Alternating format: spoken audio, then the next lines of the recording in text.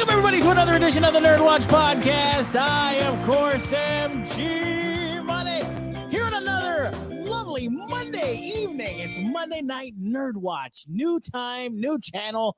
New time, not new channel. It's the same NERDWatch. It's just a new time. We're trying different things out because, Tuesdays we normally did it. Tuesdays aren't working out right now. We'll figure that out later. But I'm very excited because let me do this first. Let me introduce the crew for this Monday night. He is the producer, seducer. He's the man who has been practicing on four-legged friends. That's how good he is. That's how he gets his game on. Just asking. Anyway, ladies and gentlemen, everybody say hello to Kai Kai. Oh, why do you make me want to slap you even more? I thought you was going to bring up the Hitler mustache again. No, that was you last week, pal. That was all you. Jeez Louise. Yeah, no, that was totally you, buddy. I think that was all you. Totally you. Also, I hate you because of the fact that Monday nights used to be in my quiet hangout nights, but now you're forcing me to do this. So, screw you. Good. So good. Screw you. Speaking of your relaxed Monday nights, here's a guy you used to hang out with. He is our man in black. Why you make it sound like that? Well, because didn't you ditch him to watch Spider-Man No Way Home with me? Oh, wow. Oh, ladies and gentlemen, it's Phormat. Messed up, dude. Wow, you're the one who told me to come down because you have a free ticket. You're dude. Especially since you were like, we got to get a podcast talking about the movie, even though Phormat hasn't seen it yet. You're a certified a-hole. He's the Maven of Magic. He does dumb tricks with his pants and card tricks with his hands. I do dumb tricks? I don't know. He does. No, not dumb tricks. Dove tricks. Right. Dove tricks with your pants. Also, he's our gaming guru, Phormat in the house. Also, joining us this evening. Oh my gosh. Come on right on. He is our Dark Knight. He is the man who flies around Maui County with a cape, cowl, and a utility belt full of prophylactics, fighting crime for the good of the people. He is also our horror aficionado. He is our punk rock superstar. He's our longest intro ever. Please show some reverence, show a little love and a little respect for the man we call Gannon. Man, I know that's not his name. It doesn't say that, but it's Gannon. I'm telling you that. That's right not now. his name. That's what it says right there. I have footage of Kai practicing on his four-legged friends. Oh man. Hey, Gannon. Gannon. Oh, I'm sorry. Fo too long. Up yours. That's what you said to that dog last night. Like a centaur? Yeah, like a centaur. Like a really short centaur. By the way, that's how you make a centaur. Yeah. Speaking of man and beast. But mostly beast. He is our comic book artist extraordinaire. He is the creator of Disco Thunder Grupo, Mohawk Thunder, and his perennial working on issue 12 of the Kukui Project. It's finally coming to an end. Really? Unbelievable. Yes. Ladies and gentlemen, please put your hands together for the Hawaiian Salted Superman. It's Todd Bernardi. Woo! Why couldn't the crack about Man and Beast be in Alika's intro? I mean, yeah. Because I don't know if you've seen your face, but you are definitely more beast than man. It's like you're trying to compliment me. I am. I am. I mean, from this, you're working on your drawing desk, and from this angle, with the light the way it's shining, you do look like a wolfman. To be fair, I don't know. I just keep thinking Todd's having ideas. I mean, that's from true. that angle, Todd looks like George Lucas right now to me. Yeah. Matter of fact, if you could, why don't you move that light to the other side of your desk? There. So it blocks his face. So he didn't know. Don't do that. I meant, well, not that way. But then he can't see what he's looking at. Then he can't see what he's looking at. That is true. Anyway, ladies and gentlemen, also joining us this evening, and boy, oh boy, has it been a while. This man right here, he is the chairman of the comic book board, the godfather of comic books. He is the sinister minister of Maui Comic-Con and the self-proclaimed comic master. Hey. He is freaky. He is deaky. He is definitely leaky, and his bevities can be quite streaky. Ladies and gentlemen, say hello to the owner of Maui Comics and Collectibles. He is the one and only Dr. Freaky, Daddy Leaky. He's Alika! Hey, welcome, new guy. He looks so mad. Welcome, new guy. I want to know. Oh man, we've missed you. We've missed him because he's been doing a lot of busy work. But tonight, maybe, just maybe, he may have a comic book list, so I don't have to do it anymore. Which is awesome. Actually, you know what I propose, G? If you could read those off, and then we can just talk shit over that. That's it. All right, I'll do that. I can definitely do because that. I've been tuning in for you doing the comic list, and while I admire your effort. Yeah. There's so much shit that I'm talking to my computer screen while you're doing that. Okay, good. But I'm glad I can be here to provide today. All right, just watch your language, and then we'll do that. We'll definitely do that. We got we got a few things to talk about tonight, which will be a lot of fun. Of course, as you know, Scream came out this weekend. I think Gannon has a lot to talk about on that. Also, this weekend, I was privy to a new show that Alika I guess knew about as well, called Archive 81 on Netflix. We'll talk a little bit about that. And we'll talk about the Moon Knight trailer, which came out as well, and any other topics. Phormat. Don't let me forget to talk about Hawaii Film Critics Society's official list of the best of 2021 came out. One other new streaming show that I wanted to add to that is Saturday Morning All-Star Hits on Netflix. Well, you know what? I'm glad you brought that up because I haven't seen it, and that's right up your alley. So you can definitely give us I can't. It's like somebody made it for me, so I feel bad watching it, how much money they spent on it, because nobody else is going to love it like I do. Now, I definitely want to talk about that because it looks good, but I'm not exactly a fan of the guys who are doing it per se, because they write for SNL.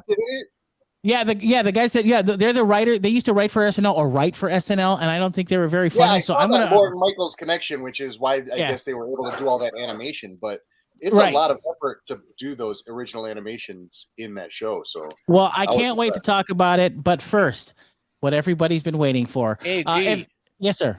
Don't forget about the Hawaii Film Critics Society. Thank you, Phormat. I appreciate that. I'm going to bring that out momentarily. There you go. Of course, as you know, you guys can all that are watching right now on Facebook, at facebook.com/NERDWatch, on at Twitch at NERDWatch 808, and on YouTube at NERDWatch Nation. Make sure you guys, if you guys have any comments, questions, or what have you, please feel free to be part of the show. We love you being part of the show. So hit us up in all the comments. We'll see them, and then we'll put them up on the screen as well. I have a question.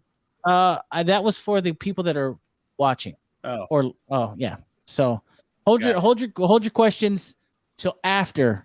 No, I'm just kidding. Do you really have a question? No. Okay, good. Fair enough. Well, let's get right to it, shall we? Wait. Greg, wait. Yeah. Can I ask a question? I'm going to regret this. Go ahead. What was Phormat's question? Phormat? My question was, have you forgotten about the Hawaii Film Critics Society nomination?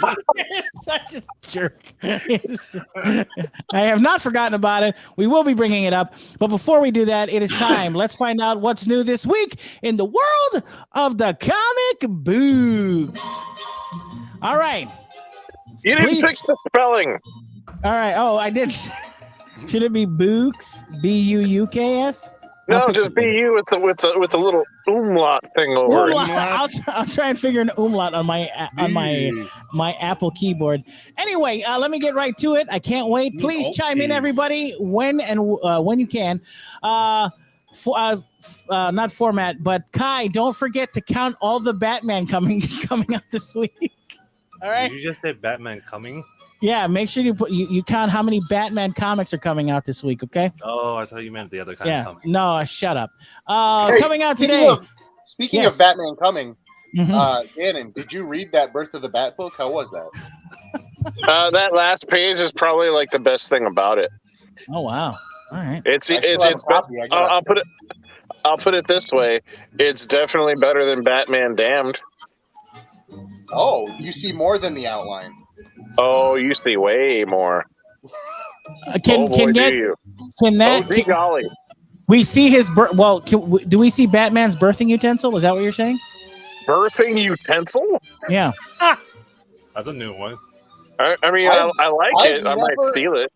I've never heard of a penis ever helping in the birthing process. First of all, without that birthing utensil, you wouldn't have a baby. Utensil. It's like it's a utensil. It's a seed scatter utensil. Why are you even calling it? It's an inseminator. Right, that's what I mean. It's a utensil. That's what you call it. It's nature's turkey baster. Yeah, I knew someone was going to say those two words. You guys disgust me. All right, Why you being if it's wearing a cape and cowl. It's definitely. I bet it definitely has a hood. It's the world's worst super soaker. You guys are so got no distance. Man, I work with a bunch of no distance, not a lot of volume. I mean, unless you're Peter North. Just bunch of teenagers. I work with a bunch of Anyway, coming out today from DC Comics, Detective Comics 1049, called Prisoner of the Mind is out today. Holy crap! You skipped over Aquaman. That's coming out on the 18th. Also coming out this week from. Is he back to being a detective? I guess. Nice. He never stopped there. From Marvel Comics. I don't know. The Amazing Spider-Man number 86 is out today. Also is that a Bat book? That is definitely not a Bat book. Also from DC Comics is Nightwing number 88 out today. 2. Also out today is from DC Comics Wonder Woman 783 is out today. And she's taking on. Can I also say that the DC shipment is a week late? So I just got these books today that are supposed to be out this week. Okay. So I usually get them a week in advance so I can sort through them. Mm-hmm. Yeah, I should be able to bring them up later this week, I hope. Well, Wonder Woman is taking on the Mirror Master in this comic. That's great. Yeah. So speaking of new series coming to Disney Plus, Moon Knight number 7 from Marvel is coming out today, or not today, but coming out this week. The new Moon Knight. Also, also from Marvel Comics, the Avengers number 52 comes out this week. Still avenging. Still avenging. Also from Marvel Comics, Venom number 4 is out this week. Still venoming. Still venoming. Marvel Comics, Hulk number 3. Not only is Hulk on the cover, but Wolverine in his original suit is on this cover. I don't know if you in the Herb Trimpe whisker mask, but it's pretty sweet. The cover B by David Nakayama is probably going to catch people's eye. Nothing against Ryan Otley's work, but David Nakayama's cover is incredible. How dare you? Nakayama variant for issue. Ryan Otley sucks. Whoa! Wow. Todd, look at that! Look at that! Look at that cover! Look at that cover! That cover's pretty sweet. Look at the Nakayama cover. All right, I'll take a look at that. You don't have enough tech savvy to do that. The only thing that turns me off about that cover is the name that says Donny Cates on it. Other than that, it's good. What? Why don't you like Donny Cates? Well, don't get me started. I don't have time. Is your insecurity that bad when somebody's good at something you just don't like them? Yeah, one of the best Venom runs on Twitter. That's why.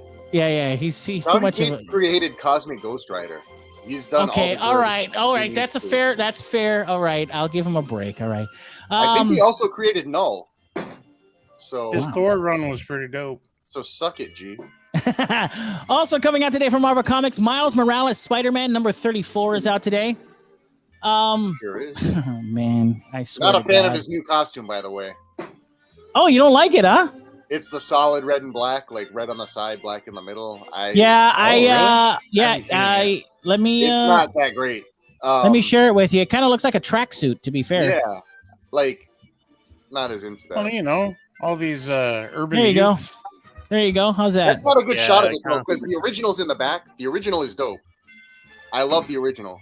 Yeah. Brian Otley sucks. Wow. He didn't have anything to do with the suit. I don't. It had nothing to do with the suit, dude. The one in the front is the new suit. I'm not. Yeah. Into that Yeah, one. it does It look like a needs tracksuit. it needs a Spider-Gwen hood. I mean, the hood is cool. I like the hood aspect.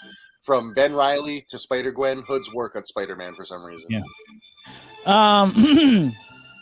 Speaking of comic books that I hate right now, from DC Comics, Superman, Son of Kal-El, is out today. You hate it because it made a Comicsgate bitch cry? No, I hate it because of this right here, and I will show you guys.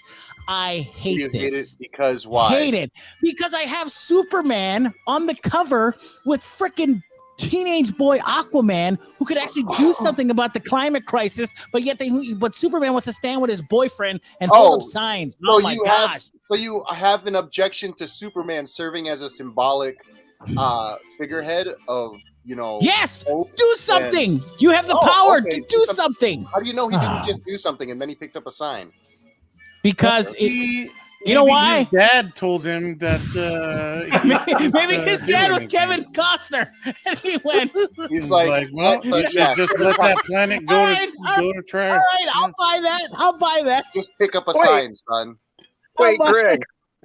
Amongst this particular Superman's powers, what powers would enable him to stop climate change? Well, one of the biggest things, of course, is that he could actually bring back or freeze up the water that they're so worried about, the polar ice caps that are melting, and That's he true. could He refreeze could them. use his ice breath to fuse glaciers back together.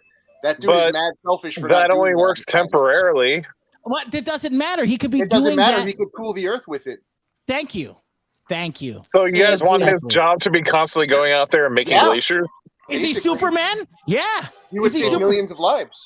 I mean, it's not. Right. I mean, it's not fragile for just him to do that, I guess. But I mean, come on. Well, I mean, if Well, there's also Mr. Dr. Freeze or whatever. He could take another glacier, and they could all perch at Did different you say glaciers. Mr. Dr. Freeze? Mr. Dr. Freeze. you know who would probably be better you at know. that would be Captain Cold. I would Captain Cold, assume. there you go, Captain Yeah, Captain Cold. Yeah, Captain. Captain Cold's not cool enough. It would be Mr. Freeze to figure it out. Mr. Well, Freeze would be the guy to figure it out. yeah, As a matter yeah, of fact, yeah. that's exactly what he wanted to do in Batman and Robin. But we don't want Mr. Freeze to invent a machine that does it for them, because then that absolves Superman from just sitting on a mountain and blowing on a glacier all day. And that's where I want Superman. I can guarantee you. I'm not comfortable with Alika talking about gay Superman blowing a glacier. First of all, he could blow that glacier every 6 months maybe, and it would take up 2 seconds of his day. You Right, guys, every you 6 guys months. you guys are burying the lead. Like, you've already come up with the perfect premise for bisexual Superman to team up with Iceman. It's true. He doesn't blow dudes. He blows glaciers. Got it. And they get together and they 69 at the glaciers. North Pole and they Yeah. cure the climate crisis. They do. Or he can always, fly the planet Mhm, backwards mhm. or something. Yeah, I'm telling you, with his breath, he could fuse the polar ice caps, and we could this would be done with. That's what frustrates me. But anyway, All Listen, I I'm don't wanna hearing take is up you too want much time. Superman to do a blowjob. that's what he's gonna do. That's exactly what he's That's gonna what do. that's what the Iceman Superman crossover is going to be called. Chili blowjob? Shut up, Todd. The Arctic blowjob. Oh, I like that one better. Glacier think- blowing. Right there. Glacier blowing. I think that's the name of the podcast. Geisher?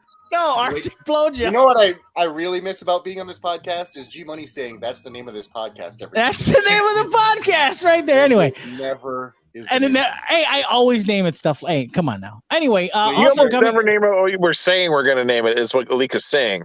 There's That's just true. too That's a many good point. names we end up. There's a lot. making. There's a lot of names. Also coming out from Marvel Comics, Star Wars: The High Republic number 13 is out today. 420, y'all. 420, y'all. Also, one that I am not aware of from Marvel Comics called Strange Academy number 15 How is are you out not today. aware of Strange Academy? I've Don't told know. you about that many times. Have you? It's basically Doctor Strange's X-Men with magical characters instead of mutants. Oh, well, this looks kind of cool. Oh, it does look kind of cool. Wow, Yeah. cool. The art is a little bit, but What are you talking? The art is one of the main. Is it Ryan Oh, Otley? Oh, I know. man. You know, Gannon hates Ryan Otley. Ryan Otley sucks. Yes, I tell you. A brand new one for Marvel Comics, X Lives of Wolverine number 1 is out Ex-Wives this week. of Wolverine? X Lives. I'm not Oh. sure what that is. X Lives. Past lives. You're supposed to solve for X. It's a very boring.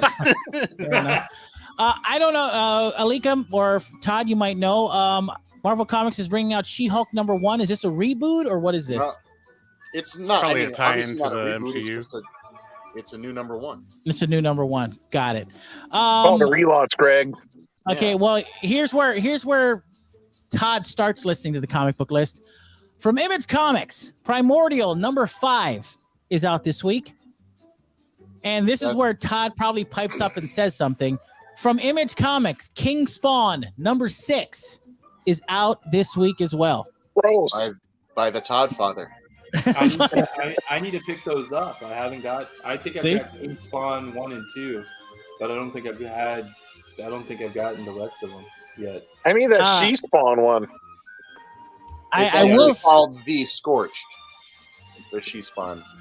I will say this: the cover for number 6 is pretty banging, slamming. What were we saying? Banging? That's fat. No, Slaps I think that we were saying it was fresh. Oh, it's fresh. It's fresh. It's dope. It's dope, yo. King Spawn. Look at that. That's a pretty freaking sweet cover. That's pretty fresh. It's fresh, yo. So yeah, King Spawn at number 6 is out today, which is pretty exciting. Also, oh no, don't do that to Daddy. Boom. What? I'm sorry. Also Gross. coming I out. need to wash my ears out. You need to wash your Yeah. ears out. Sorry. Also coming out today, from IDW Publishing, Teenage Mutant Ninja Turtles 125 is out today, and maybe Is Donatello still dead? maybe Alika can shed some light on what this Donatello exactly is. Stopped being dead like just a few issues after it happened. Well, this is not what it is. It's Teenage Mutant Ninja Frogs. Teenage Mutant Punk Frogs. Yeah, that's it. Yeah, there it is. Boom, right there. Punk Frogs. What the hell is this? It's a new mutant team. Wow, there's a lot of them. Wow. Yep. There's like There's 3, 4, 6. 5, 6, Five. 7. They stopped just shy of doing Battletoads. Dude, I guess. Battletoads. Where's It's that at? It says cover A. Who's putting this out? I know IDW, but I mean, who's the guy? So who's writing it? Doesn't even. Let me see Tom if I can Waltz. find it. Tom Waltz. And, well, no. Sophie Campbell is writing now. Sophie Campbell is writing. Artist is Pablo Tunica, and variant cover artist is Kevin Eastman himself. So Yeah, Kevin Eastman does a cover for every issue. Kevin Eastman does the cover B all the time. wow. Also coming out today from DC Comics, Robins with an S. Number 3 is out today. Robins. Yeah, multiple. That's just like Robins. my favorite episode of Teen Titans Go with all the different Robins on it. Oh wow. I guess this one's brand new as well from DC Comics. Batman the Night number 1 is out today or out this week. If you're interested. Yet another telling of what did he do before he became Batman story. Do Can't wait They've to- never explored that before.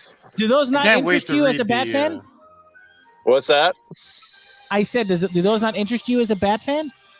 It's so explored territory at this point. Like, I mean, I want to be a fan of it, but at the same time, it's just like after year 1, it's just like everybody's just trying to do their version of that. And I think we already got the definitive Batman origin story in the Joaquin Phoenix Joker movie. Having his mouth fingered by the Joker. Oh traumatized yeah, him that was the best. to a life of crime fighting. That was the best. That was literally the image that floated through his mind as the bat came crashing through his window. He was he was super close to being Fingerman. I wanna read the issue of the Batman where he works a year at Blockbuster. Yeah. I want to see him don the blue and yellow. That's pretty awesome. Speaking of Marvel Comics, another one from Marvel Comics, Devil's Reign, X-Men #1 is out this week as well. I don't know if I'm interested in this. Hickman's done, so yeah. After Inferno wrapped, I don't know if I'm. Well, this is it seems interesting because it's about Emma Frost and Elektra's on the cover as well with the Kingpin. It's So Devil's After Reign. Emma Frost doesn't fix all these problems. It's a Daredevil crossover. That's why it's called Devil's Reign. Got it. Is he still in jail? No. Wait, is he? Well, isn't that why he's Elektra's him now? Yeah, that's right. Matt went evil for a bit. Oh, did he really? Yeah. Yep. Oh, wow. Oh, I thought the story was that he goes to jail. He overthrew Kingpin. Wow. Well, also coming out today from Marvel Comics, Star Wars, Dr. Aphra, #18, out this week. Everybody hoping to see Dr. Aphra in the Book of Boba Fett. I think Dr. Aphra is going to end up being everybody's Mephisto in the Star Wars universe. Not before we get Luke, Leia, and Han. Come on, guy. I hope. Yeah, I feel like Luke, Leia, and Han are the Mephisto of this show after Greg said that.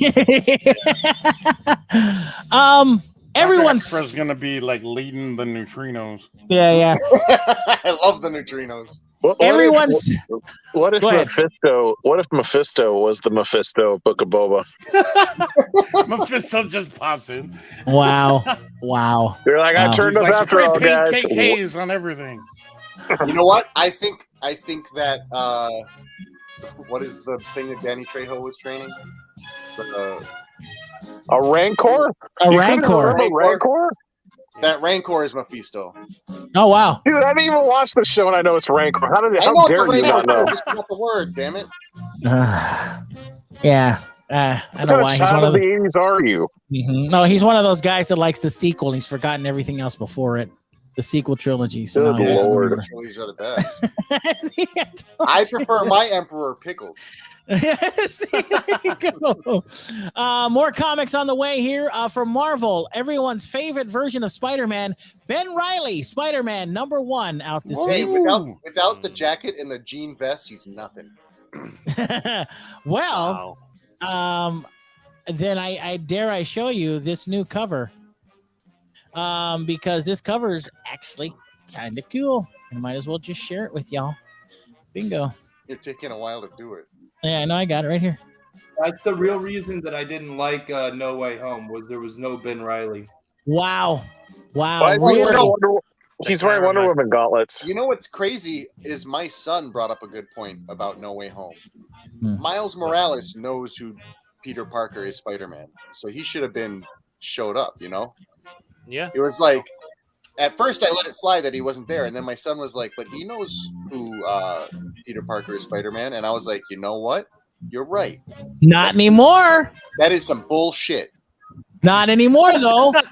He does not. Miles Morales doesn't know that anymore. Mary Jane doesn't show up either. She knows who Spider-Man is.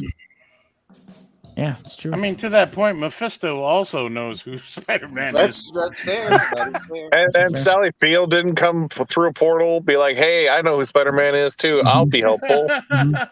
You know? Yeah, I It would really have been nice wanted to to have at least one Aunt May at the end of that movie. I would like to have seen both It's Aunt Mays me. meet each other. That would have been awesome. I'm sure McGuire's Movies Aunt May Aunt is May. done.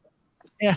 You know what would have been great as the Marissa Tomei Aunt May is dying, the Sally Field Aunt May absorbs her Aunt May powers. Wow. Wow. Wow. That's me, Wow. movie Sally Field. That sounds I'm gross. here. Sounds so weird. I'm here to save this. That's right. Did you know I was in a movie with Burt Reynolds once?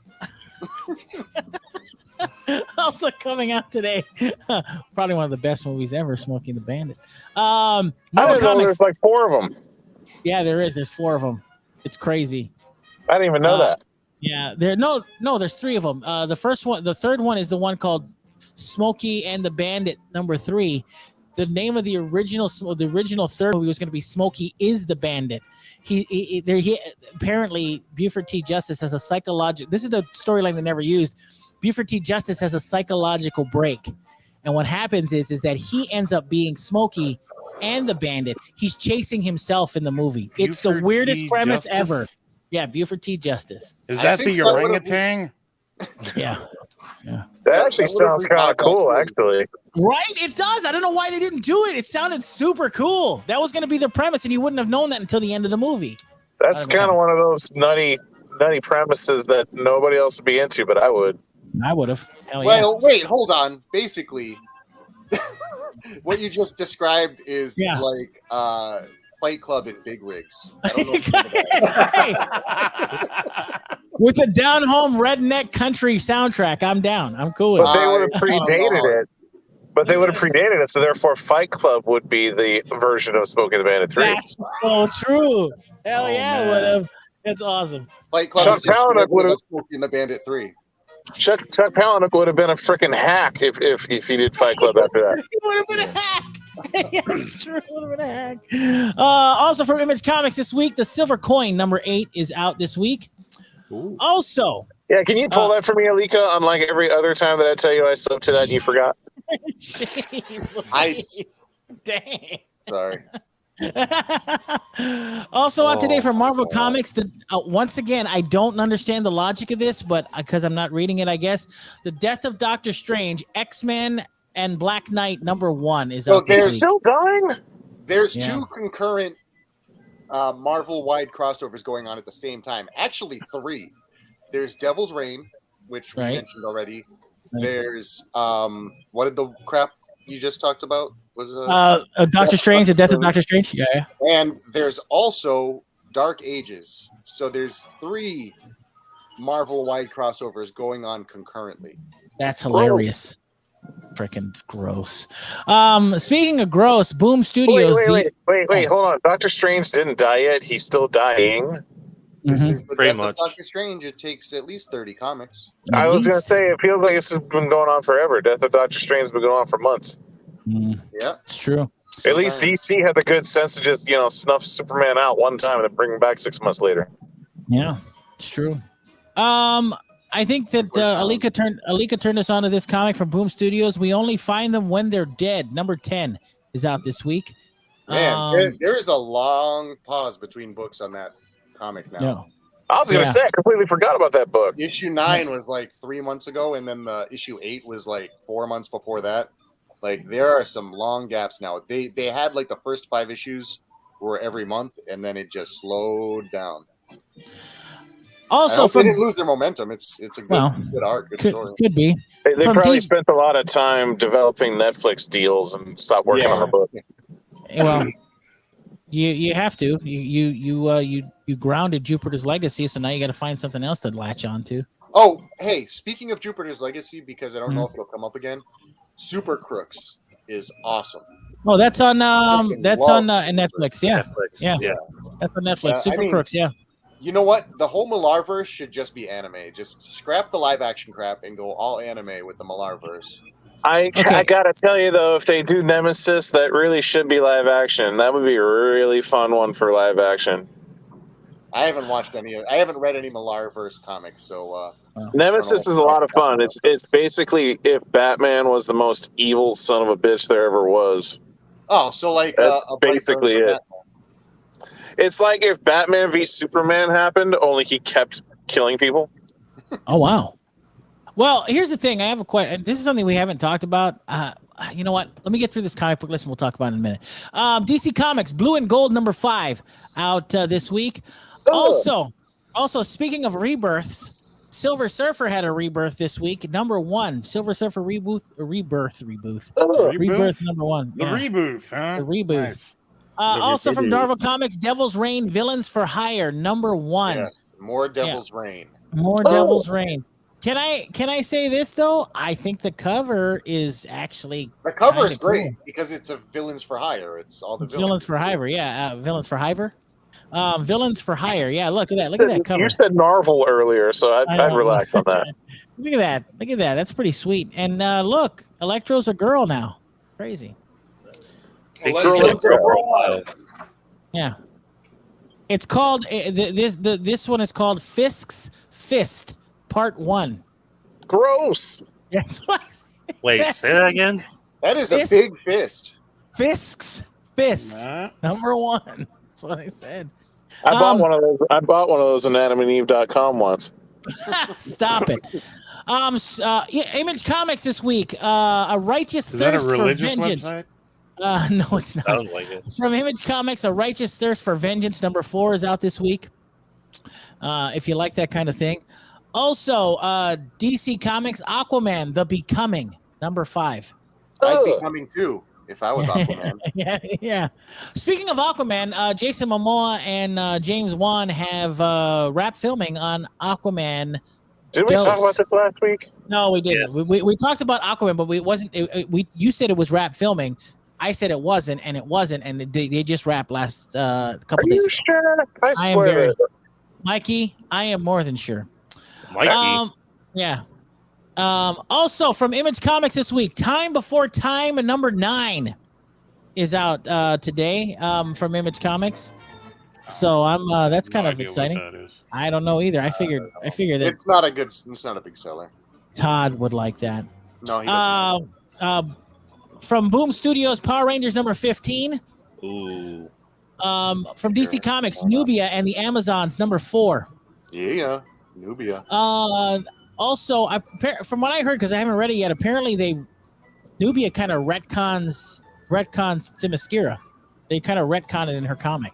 So I'm kind of interested to read it. Yeah. What's a Nubia? What's a Nubia? That's what I say.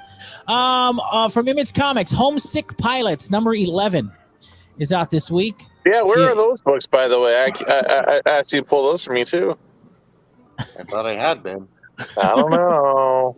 Let me know what the last issue you got is. I'll have to go look. All right. And there's a couple more. This one's not gonna do too well from Titan Books, and I will show you why. Cowboy Bebop number 1. Yeah, I can't wait. Okay, have you watched that? This is the second example of a comic book based on a Netflix series that didn't come out until after the Netflix series is canceled. Look at that. People are going to hate that. Cover. No, but you know what? That's an art germ cover, so I kind of want it just because of that. Okay, fair. I understand that it was redundant of a show, but I still enjoyed seeing John Cho doing all that shit, No, don't get me wrong. John Cho was okay and stuff, but the show sucked. I thought it was fun.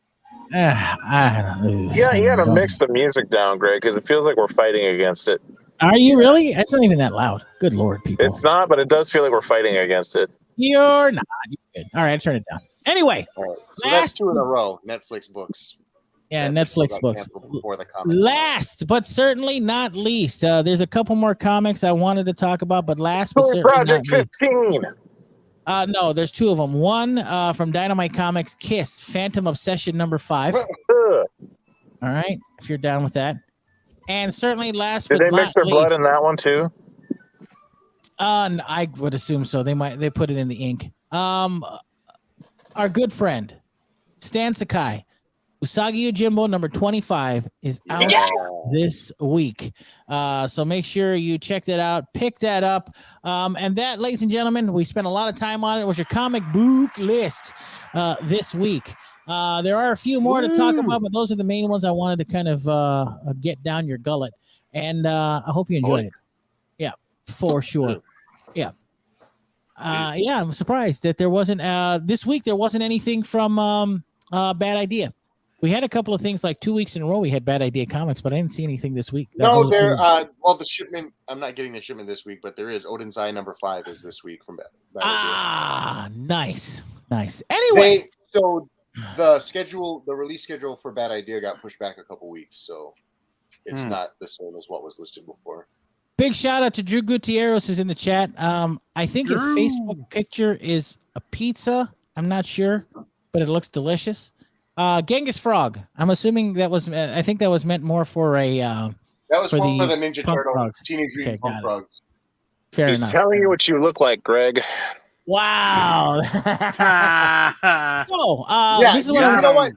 Drew says Genghis Frog. I say Boss Nass. Boss. Right there. That's him. That's Boss Nass. He's so scared. Yeah. Interesting news that we didn't talk about the last time we were on. I don't think we knew about it, but AT&T has decided to sell the CW. Yep. So bye to assuming the Berlantiverse. So if you like the Flash and Superman and Lois and all this other stuff, Batgirl, whatever it is, Batwoman, whatever it is. It's woman. Is it woman? Okay. That was interesting. CW is being sold. I don't know if it's because they're not making any money. You don't think though that the plan is to fold them into HBO Max anyway? You would assume so, but why would they say, if that was the case, why would they say that they were selling it?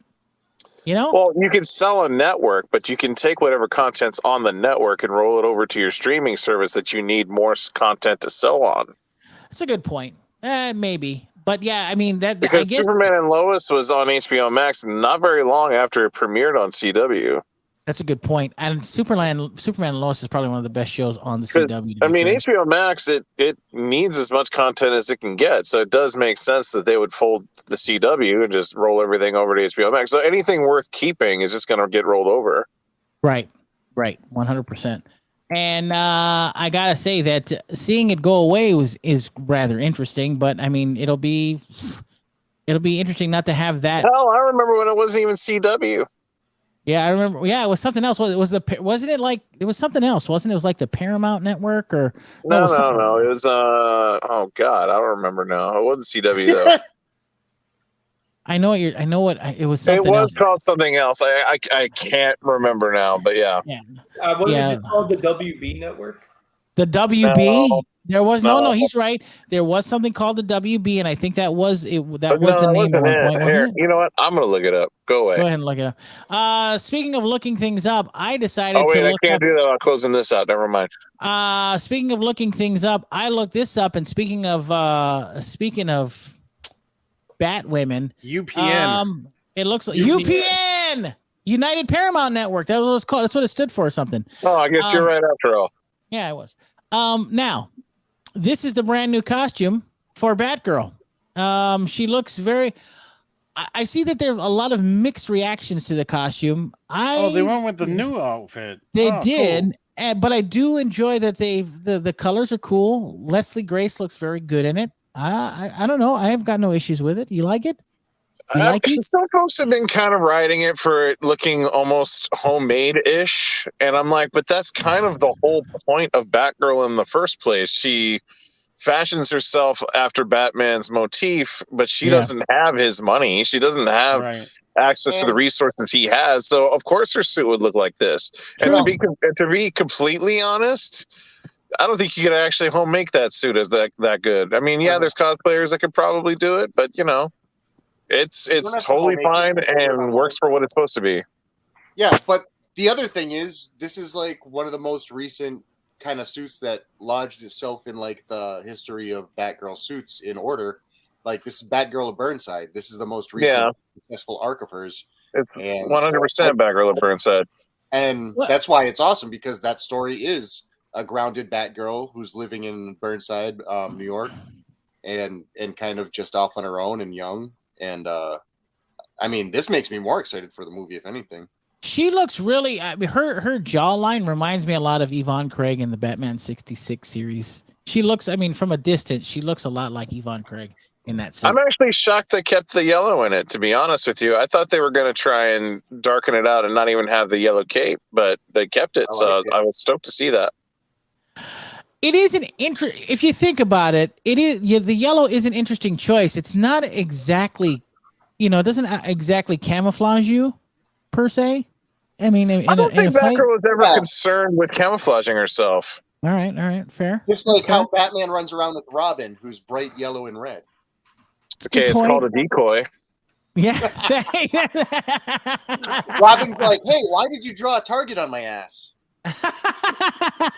That's You what, see, while everybody's trying to shoot Robin, Batman's sneaking up behind him and beating the Christ out of him. It's Bingo. all strategy. It's all strategy. Mm-hmm. Beating up this poor teenage kid. It's so awesome. when they did the Batman parody on Tiny Toon Adventures, that was what I think his name's Hampton dressed up as. He dressed up as Robin, but his name was Decoy, and he had a target on his chest. Yeah. That's hilarious. That is so hilarious. There's been chatter on that movie that Michael Keaton's in it, so we know Batman, maybe not Batman per se, but Bruce Wayne will be in that movie. But then also, there's another rumor floating around that Dylan O'Brien's in it, and he's going to be Dick Grayson and/or Nightwing, which would be kind of cool. Ooh, wow. Dylan O'Brien, the guy from those Maze Runner. Maze Runner movie. That's it. Maze Runner movies. That's And to be honest, if it's true, he'd be a great Nightwing. He's got It's the look. always- like if you reached into a comic book and pulled Nightwing out and said, "Hey, what's he look like in real life?" It's basically him. So That's a good point. Yeah, I think it'd be kind of cool if he is Nightwing. I'm just dying to see how they're gonna make sense of this, because it's still J.K. Simmons, Commissioner Gordon, but it's Bruce Wayne Batman. So this Flash movie is gonna. I don't know what happens after the Flash movie, but I hope it works, because it's gonna be confusing as hell if you're not on board.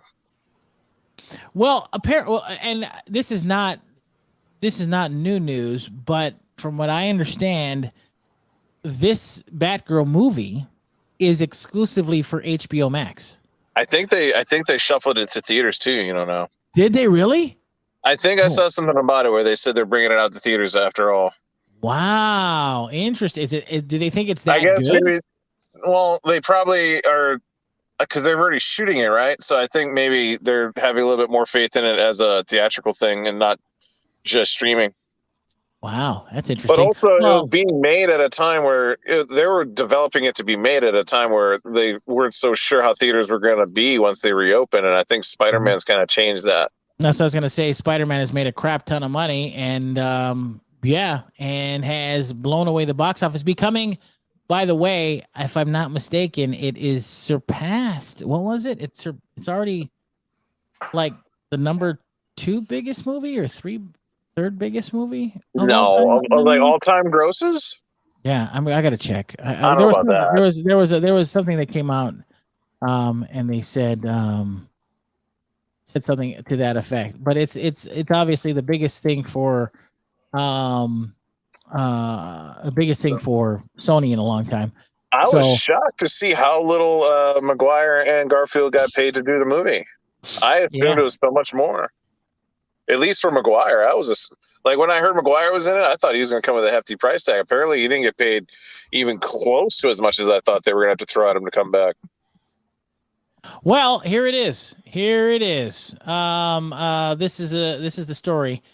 Apparently, Spider-Man is immune to Omicron because not even the pandemic could slow that bastard down. Because get this, I was right, but I was wrong about the numbers. Spider-Man: No Way Home is the 6th highest grossing film at the domestic box office, eclipsing James Cameron's Titanic. So that's not adjusting for inflation. Well, I mean, we could. Well, then if we had to adjust for inflation, Gone with the Wind would be the number 1 movie of all time, every time.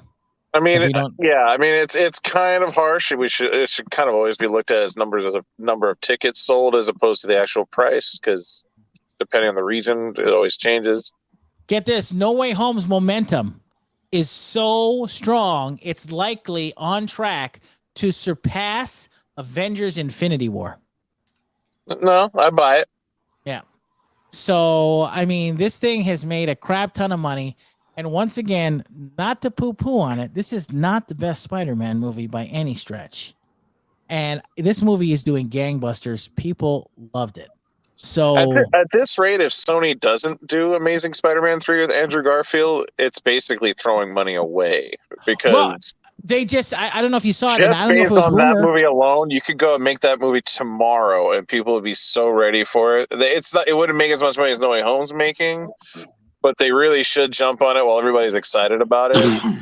So here's something from the rumor mill. Not only are they going ahead with Amazing Spider-Man number 3, they're also trying to get Tobey Maguire to do not necessarily a movie, but at least do some appearances in those films. And get this, apparently, I don't know how true this is, but apparently they are trying to put together a script and contacting Emma Stone for a Silk movie. Silk. Yep. She's not She's Silk. not Silk though. I know. That's what I wanted to let you guys know. They're gonna make her Silk. Well, I don't like it. Well, then your rumor, where you follow rumors sucks because it sounds like people don't even know what the fuck they're talking about. Hey, what's that dirty language? Silk's not even white in the comics. Okay. Are we talking about her suit or her heritage? Her heritage. Got it. She's an Asian character in the comics. Hey, well, listen. There's Spider Gwen, or they call her Ghost Spider now. Mm-hmm. So that could be who you're talking about. Because she's dead. Not Silk. I could be talking about Spider Gwen. I may have gotten that wrong. It's possible. You're an idiot. We know you're stupid. Yeah, I know I'm stupid. Anyway, yeah. So maybe you're right. Maybe it is Spider Gwen, but it looked like somebody had said Silk, but I could be wrong. Yeah. Did you read that thing where they talked to Andrew Garfield and he lied to even her about not being in No Way Home? Yeah, I did. Like she was texting him constantly, like, "Are you in it? Are you in it? Are you in it?" And he kept denying even it to her. So apparently, like the ending of that was that she texted him after the movie came out. She said, "You're a jerk." So I gotta tell you that Andrew Garfield, like, he knows how to keep a secret. He does. He wouldn't even tell his ex-girlfriend about it. I think that having the Amazing Spider-Man 3 would be gangbusters for them. I think that would make a lot of money. I think everybody is very high on Andrew Garfield, and no one was when it originally came out. But I was one of the only guys that loved Andrew Garfield as Spider-Man. I just want to say that now.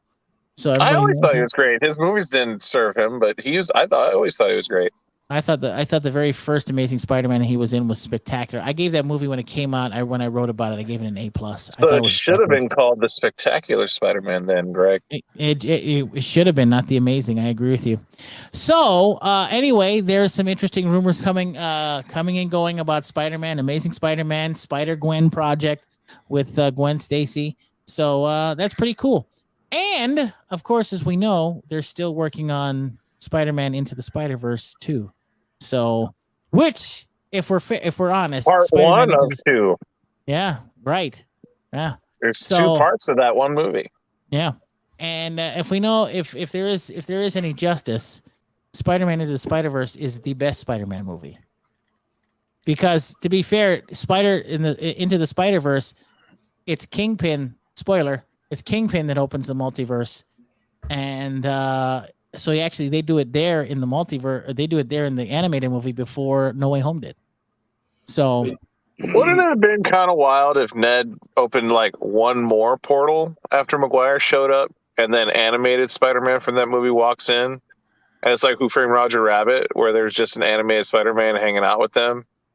I tell you what, the more and more, for as much as I love that movie, for as much as I had fun with that movie, that is the one thing that sticks in my craw. Out of everything that happens in that movie, with how ridiculous the story is and how people conveniently could show up and then disappear and then show up again, the thing about Ned being able to use the sling ring just drives me up the freaking wall. And I don't know why it bothers me that much. It's because you want to stagger out the reveals. So they probably had a hard time figuring out how to make that happen.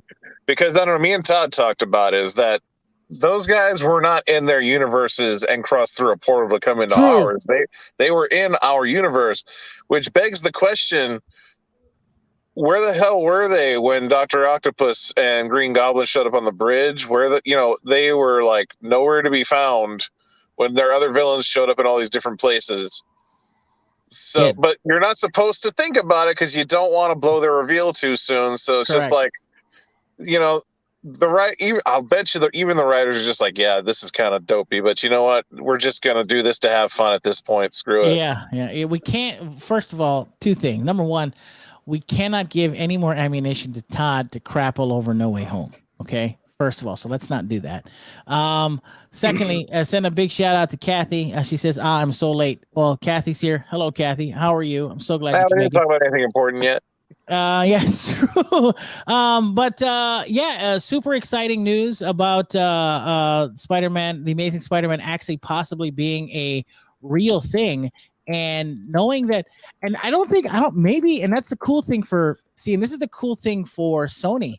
They didn't realize the potential of what they just did. They literally opened up the portal to multiple movies so they could have Tom Holland do Marvel, and then they can still do their own Spider-Man with Andrew Garfield. I'm quite sure they do what they were doing 100%. Okay, all right, that's fair. Because again, now if that works and you can get Andrew Garfield on board, you can make a Spider-Man movie where you never have to talk to Kevin Feige. That's right. That's what I mean. Kevin Feige answers for Tom Holland's Spider-Man, but now you've opened up the possibility of having other live-action Spider-Man movies that don't have to have Kevin Feige involved. So bingo. That's what this movie is a stepstone to, and that's exactly why, on a corporate level, why Sony wanted to do it. I mean, yeah, they want to have a fun movie for the fans to fall in love with, and that's great. But the reality of it is that they know full well after this, you now have created the potential of movies that aren't even necessarily in the same universe as Tom Holland. So now they know the fans will be on board. You could literally take it almost anywhere. Now, speaking of the Marvel Universe, I don't know if you guys had heard, it looks like that according to the Direct, it looks like Miss Marvel, the show that I think is coming to Disney Plus, are under some very significant reshoots.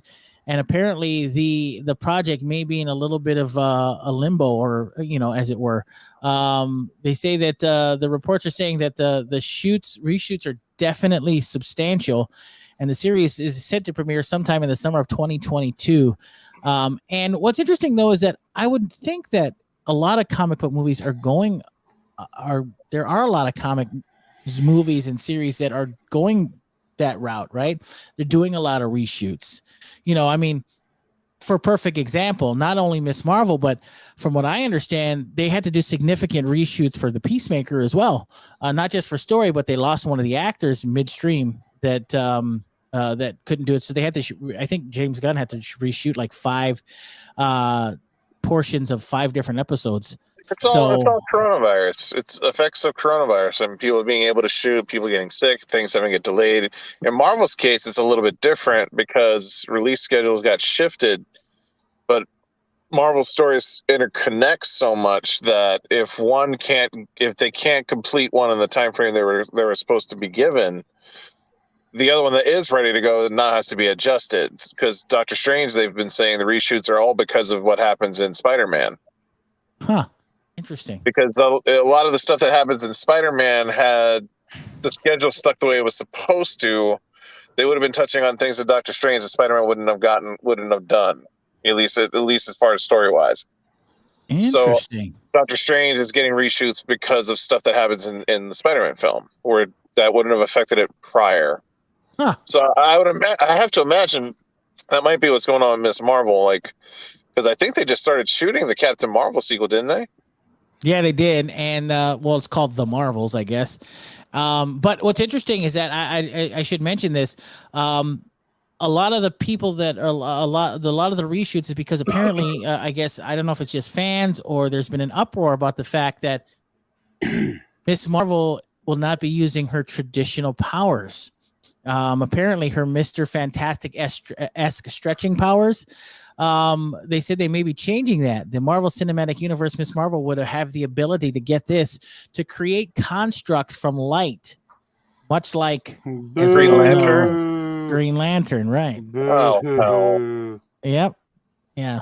I hate everything about that. Yep. I don't know. If that's true, I hate everything about that. Yeah. So it's probably more cost efficient. It probably is. Special effects wise. Probably doesn't look as dopey either. Yeah. But I mean, doing the isn't stretchy that- thing does kind of. Isn't that kind of the charm though of Miss Marvel? And I mean, Well, even but then there's the other thing. But then the other thing of it is, do you want in the Marvel universe where you haven't given us Fantastic Four yet in the context of the Marvel universe? Do you want the first time we see stretchy powers to not be Reed Richards? Ooh, good point. Would you rather save that for that to be his first unique power you ever see, or let her have it? In which case, he would look like the also ran, as opposed to the OG guy. And I guess you're right, because this new set of fans would probably know very little about Reed Richards. Okay, that makes sense. Well, I mean, that's not necessarily fair to say. We've had 3 Fantastic Four movies. It's just in the context of the Marvel Universe as it stands, we haven't seen it yet. Yeah, it's true. It's true. It's a good point. Speaking of a series that has already wrapped, we got to see during the wild card playoff game between the LA Rams and the Arizona Cardinals, we got to see a brand new trailer for Marvel Studios' Moon Knight coming out March 30th. I was like, are we talking sports? What is this? No. They actually dropped the trailer during the playoff game. What I love about Disney is like they know where their fans. They know what their fans are watching. To see a trailer. Well, they're on ABC. Odds are lots of fanboys and comic book nerds are watching sports. It dropped Monday night, and you mean tonight? Yeah, tonight. And I kind of liked it, but I guess some of you guys were not that impressed. That's all right. What do you guys think? You didn't like it that much? I tell you what. Okay, let me put it this way. What show are you talking about? Are you not here? Moon Knight. Oh, the trailer for Moon Knight. We just saw a minute's worth of footage. I have to say, the only thing I don't like is that I don't like Oscar Isaac's accent. Did Alika actually watch the trailer? Because it's actually like a 2.5 minute trailer. It is. No, yeah, I saw the trailer. I didn't. Oh, I thought maybe you saw the teaser because the teaser was a minute long, but the full trailer is like 2.5 minutes long. I will say that I don't like the fact that the Moon Knight costume is gray. I don't like. Do you like the fact that it's CG? I can get over that. I don't mind that. I can get over that. I just don't understand why it's not white. I mean, so well, I would have to imagine that they gave it a shot. That they did the all white suit, and it maybe to be completely honest with you, it probably just doesn't photograph very well. Yeah, that's a good point. You got to picture a fully white suit in any environment is probably not going to photograph very well, or it's not going to come across tonally the way you would want it to. So they probably just had to split the difference and just go, let's just go with a light gray. You know what I mean? They should have. They should have given. In a comic book, you can make that suit work. You can't. It's hard to do it in live action. Yeah, good point. I don't know. Phormat, did you get to see it? Yeah, I did. And they should have given him the reflective trash bags that they wear on Krypton. It's the reflective 3M material. They use the same stuff for lightsabers. First off, it's not Krypton, it's Krypton. Second, right, whatever. Yeah. Brando's the only one that pronounced it that way, though. So that's not fair to say. Everyone else said Krypton, but him, and you can tell he did it just to be a dick. You just know he did it to be a dick. Yeah, that's a fair point. I agree with but that. I mean, someone had to come up to him and be like, "It's Krypton." Considering the way the moon works and how it's just reflecting the light of the sun, you would have thought they would have gone with a more reflective. Yeah, right. Material. Right. That's what I don't understand. I mean, I understand the moon looks. I mean, for all intents and purposes, it looks gray, I guess. But I don't know. I mean, I didn't hate it. I just didn't love it. So I've always thought it was strange to have your dark, brooding character in Marvel be a guy that wears all white. But I've always thought that was weird. But it's supposed to be counter to the obvious imitation of Batman. So Batman's all black. But character-wise and origin-wise, they couldn't be more different. It's true. The only similarities they have is that they're dark. They're dark brooding figures with capes. After that, there's like no similarities at all. You never get They're both any of ripped. that in the trailer. You never get any of that in the trailer, by the way. None of that. Get what? You don't get anything about them being wealthy. You don't get anything about them. You don't get any of that Is stuff. he though? Yeah. That's what I'm saying. That's what I'm saying. I mean, Moon Knight is in the comic, but I mean, you don't get any of that in the trailer for the series. Well, to be fair, you don't get much. You don't really have any context of who that guy is, what kind of station he is in life. Just this strange thing has happened to him that's making him kind of crazy, and then he might be having multiple personalities and stuff like that. You don't really get a sense of who his base person is necessarily. True. Yeah. I'm in. I'm all in for the ride, I guess. I got no issues with it. That's kind of part of the point. What's when it that? comes to Moon Knight is the multiple personality. Yeah. Yeah, of course, absolutely. I agree with that completely. I hope this both works out rich. better for Oscar Isaacs than Apocalypse did. Oh yeah. Speaking of, because we didn't talk about it, I got to see the first 3 episodes of The Peacemaker with John Cena. Hated the first episode. See him. That's true. Oh God. To be fair, I hated the first episode, but I loved the next 2 because I thought that they drew me in. It is for all intents and purposes, for those of that watch The Peacemaker, if you are familiar with James Gunn as a filmmaker, this is like early James Gunn stuff. It's vulgar, it's profane, it can be a little bit disgusting, and this is right up his alley. It's almost like it has a feeling of Super in it. Very much has that feeling of Super. Remember that movie with Rainn Wilson and Kevin Bacon? Has that feel to it. So it's a little uncomfortable. You get a little uneasy. But I do recommend it per se, but not for those that are easily offended, because I think some of it is like I was not like expecting some of the stuff. So I don't know what I'm in for the next 7 episodes or 5 episodes or whatever. I haven't seen it, but is it fair to say that the entire show is James Gunn flexing that he got DC and Warner Brothers to make a show about Peacemaker with John Cena? Because I don't think that show would exist any other way. You haven't watched it yet, Gannon? Not yet. He straight up goes after Batman in like episode 2 or 3. He does. He goes straight after Batman in episode 2. And he goes on a rant that's like, I can't believe DC cleared this rant. Yeah. Speaking of, by the way, before you say that, I want you to what? I just remembered episode 1, like the first scene before the first episode's credits, where he's talking to the Indian janitor in the hospital. He's still in the hospital. Yeah. Yeah. I remember that's the very first episode. Yeah. You weren't won over from that moment on? I know. I like that scene. What I didn't like was, like I said, maybe I was adjusting to the character. I didn't like, John Cena is playing John Cena in that first episode. I don't think he finds his footing until the next couple of episodes, because he's trying to be funny. He needs to fall into the character a little more. That was my only complaint about the first episode, because it was just him being John Cena. He's been living this character since Suicide Squad, because every time I see him, he's in uniform. He is actually in uniform. It's ridiculous. I don't think he was trying to find his footing. I had 0 problems with the first episode. I thought it was great.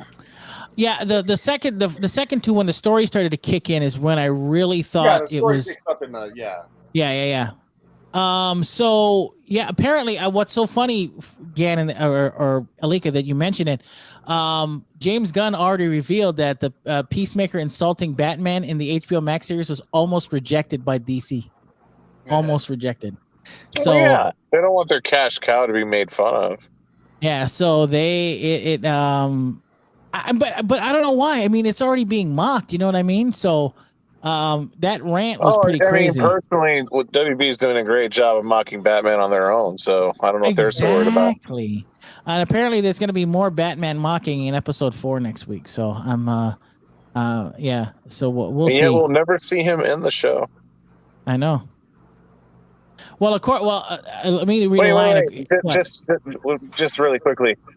Do they even address what Batman it is? They do, because in this universe, those people. I mean, those heroes exist, right? In there. What I mean is that it's hard to wrap your head around it because his Suicide Squad movie almost behaves as though the other one didn't exist. Almost, like you kind of almost get a sense that there's a good chance that other one didn't really exist as far as his movie is concerned, necessarily. So therefore, is their Batman still Affleck Batman from the other movie? Is there even an Affleck Batman anymore since Flash is going to switch things around and it's Bruce Wayne? Because the Batgirl set photos have already shown a mural of the Keaton Batman. So I'm wondering if like they're retroactively doing it. I'm just curious, is what I'm saying. Well, in this, obviously it's a multiverse. There's obviously a Batman. Does it matter who the Batman is? I would have I'm to just say, curious for continuity's sake and the scope of these shared stories, what they're doing. I would have to say that it would be Ben Affleck's. I would have to. Okay. Because the only relation would be the fact that Margot Robbie's Suicide Squad. Not to put too fine a point on it, like, do we see images of the Batman they're talking about, or is it just something that's no, nothing like that. No, Oh, okay. Nothing like that. No, nothing. But he makes reference to it. Matter of fact, in this next episode, apparently he's gonna call Batman a pussy, which is what he's gonna get in trouble for. What now? Nothing. So what did you say? Nothing. Anyway, you said something. But I will say that the best thing about this, and that's just because I'm old, is the fact that they went full on with like the 90s like hair metal band music, which is just mwah. It's so good. I gotta tell you, all these old bands from back in the day must be loving the new age of films that come out now, because all their stuff's getting licensed now constantly, especially if it's James Gunn. Yeah, it's crazy. Like the superhero movies in particular can't seem to be done anymore without having licensed music in it. Wow. Well, speaking of DC, this is something that maybe Alika will like. I know that Todd's gonna love this because it's very controversial. Jeff Johns is returning to DC Comics for the new miniseries Flashpoint Beyond, going further than the initial Flashpoint storyline did into the adventures and cases of Thomas Wayne as an Elseworlds Dark Knight. That's a big story in and of itself, but the reaction to it by Justice League's Ray Fisher is stealing the headlines. Get this. He is speaking out again and sticking to his accusation of racism against Johns. In a Twitter post, he said Jeff Johns, quote unquote, is still a racist. Fisher tweeted with his usual A is greater than E sign off. That means accountability is greater than entertainment. So the actor is being true to his promise. He won't be silent, and it's worked, and it's getting him attention from all sides. So Ray Fisher is not letting this thing die, man. Well, that and Joss Whedon's coming out denying everything while at the same time doubling down on his own accusations. I was just about to say this comes at the same time that Joss Whedon has decided to, instead of just kind of fading into the background, he pipes right back up at the wrong time. He really should have just shut up because he made it so much worse. Yeah, he did. He really should have just shut up. Yeah.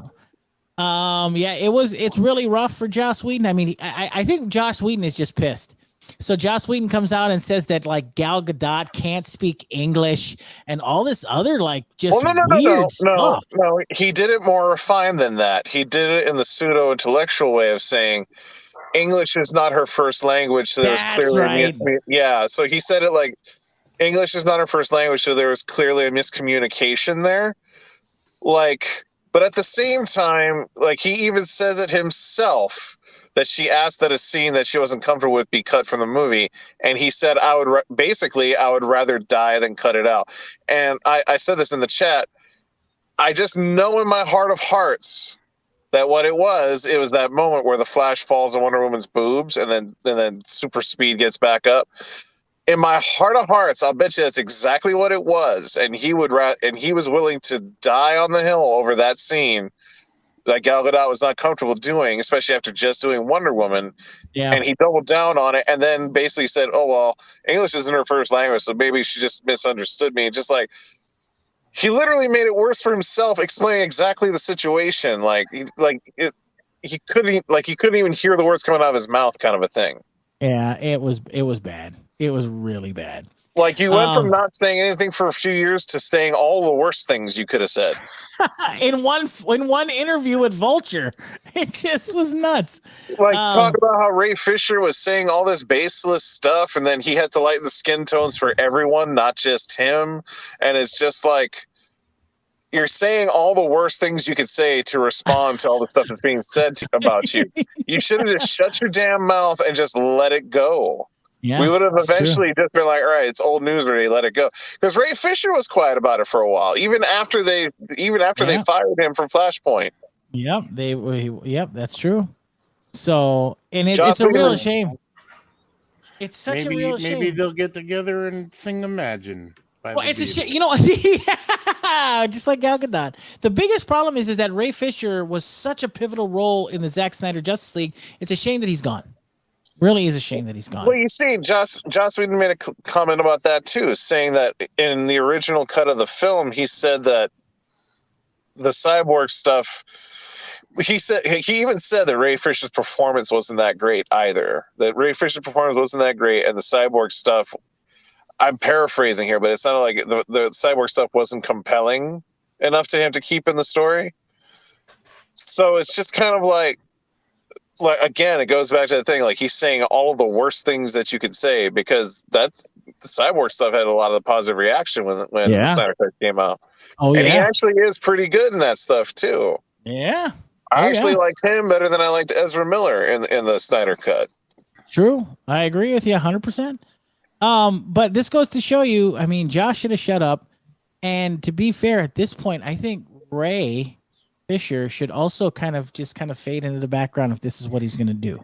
But I mean, he's on a mission. To be fair to Ray, though, the reason why I'm okay with what Ray's doing is because he put his career on the line, and so that's why I believe him more than I do anybody else, because he was willing to. He's willing to put something at stake. That's why I believe him more. That's the one time I've ever agreed with you, Greg, because a young actor like that, who has his career ahead of him, correct, that's in a big film like this, because you got to remember, he didn't say it before the movie came out. Correct.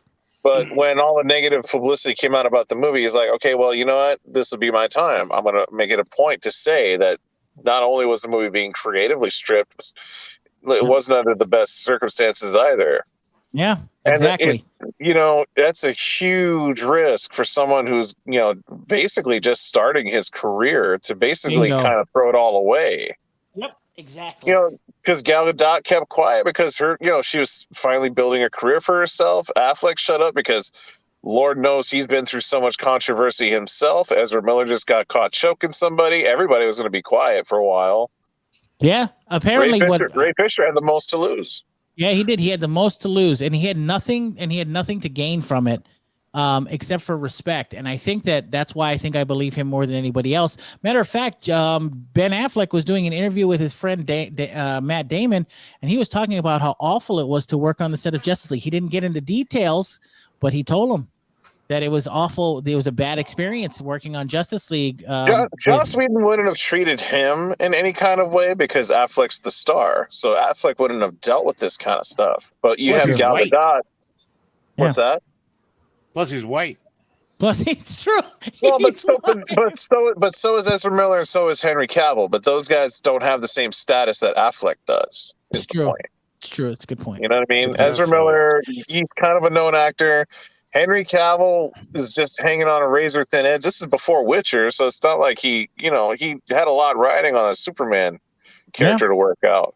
Yeah. Affleck on the opposite end, he doesn't need Justice League. He could have easily done anything else. So he guaranteed Joss Whedon did not treat him in any kind of unsavory way, except for stripping the balls out of the movie and just making it this whole other thing. Yeah. Matter of fact, I just want to let you know. You want to know why Ben Affleck will not be playing Batman anymore? It's because Matt Damon talked him out of it. That's right. That's exactly what happened. This will also perk up your ears. Speaking of what I was talking about, Jeff Johns returning there. That's too bad Alika's not here because Alika is here. Good. Because I want you to know. Ryan Otley sucks. I want you to know who responded to. Not only did Ray Fisher respond to Jeff Johns coming back to DC to actually write this Elseworlds comic or Flashpoint Beyond, but also one of your favorites, Alika and Todd, Ethan Van Sciver, took to Twitter and said, "Man, I thought my cancellation was tough. It wasn't anything compared to what Jeff gets to endure." And he says, "Want to know why? Jeff thought DC movies should be happier and filled with fun, and that Zack Snyder's films were too depressing. So did WB, and now he gets to suffer for it." Ooh, rough. So, yeah, it's crazy. What? I don't know if I'd say depressing. Who cares? Yeah, it's crazy. So why did you even read anything that dipshit wrote?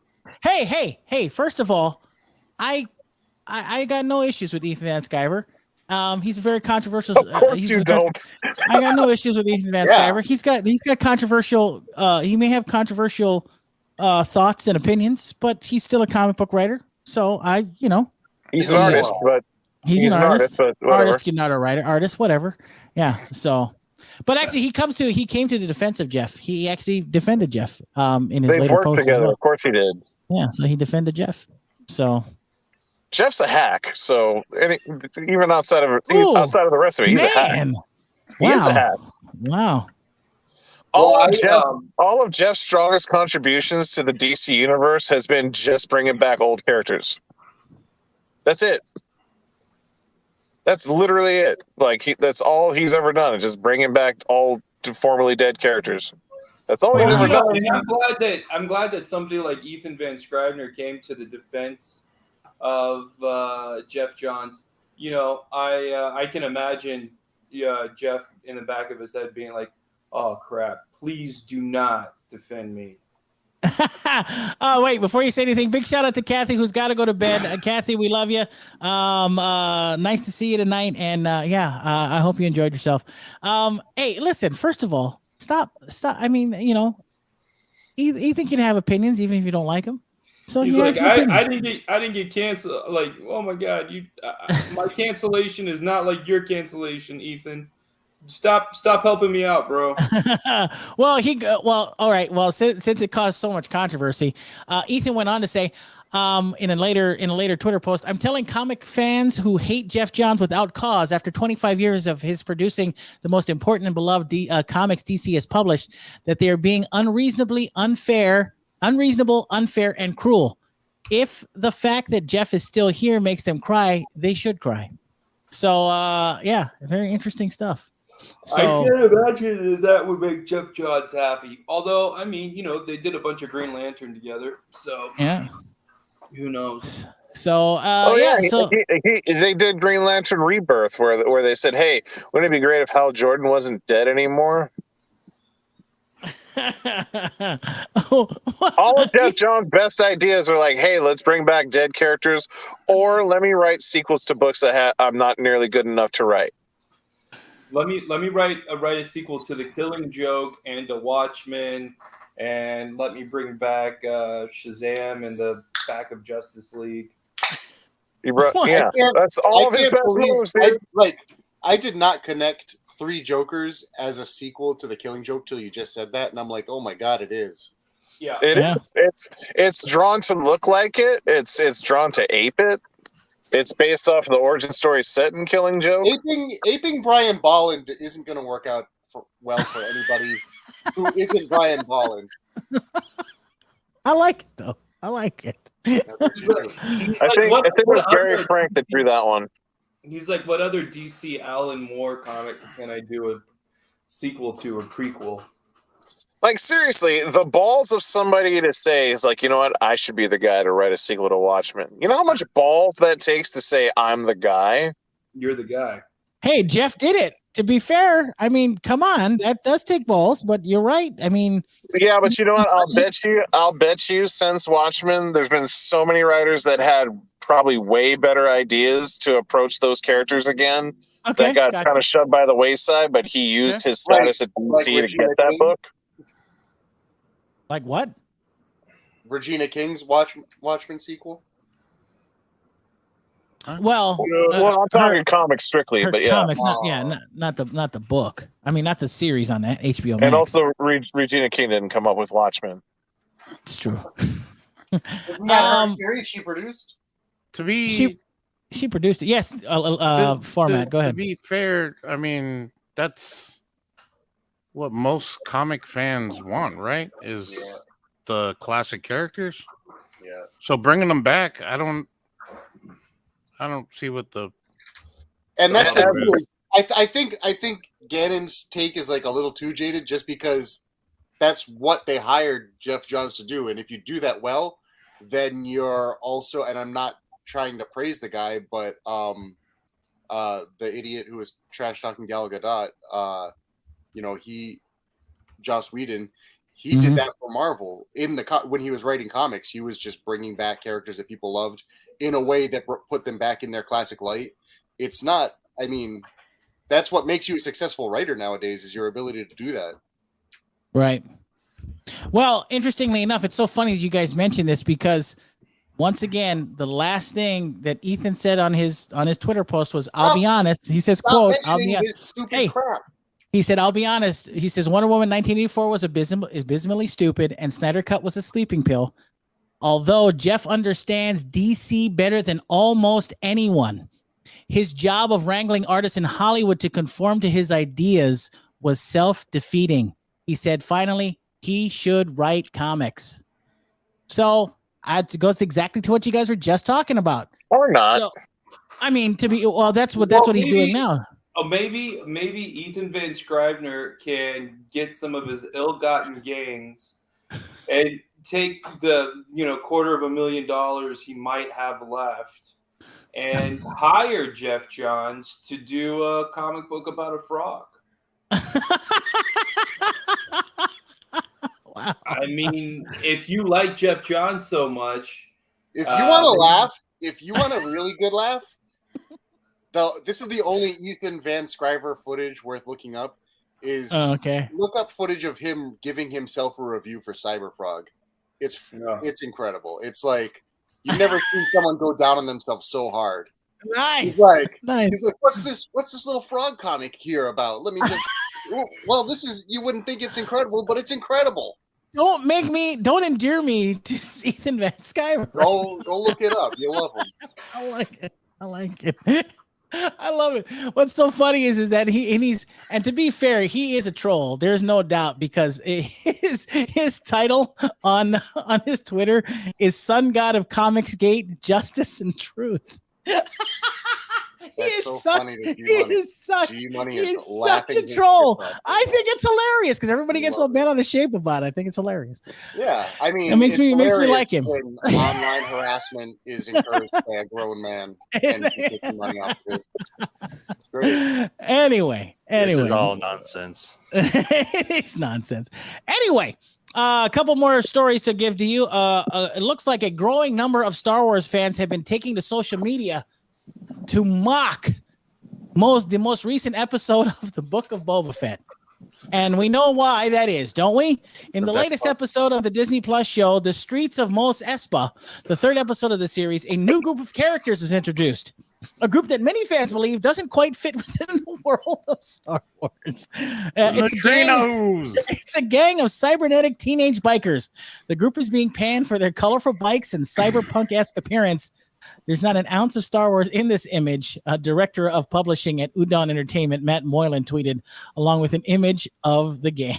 Can you pull that picture out? Because that's hilarious. I certainly can. I beg to differ because, as Ming-Na Wen pointed out, Mr. George Lucas also directed American Graffiti, and I think these bikes hop the time warp from 1950s America. Oh my god! Did she really say that?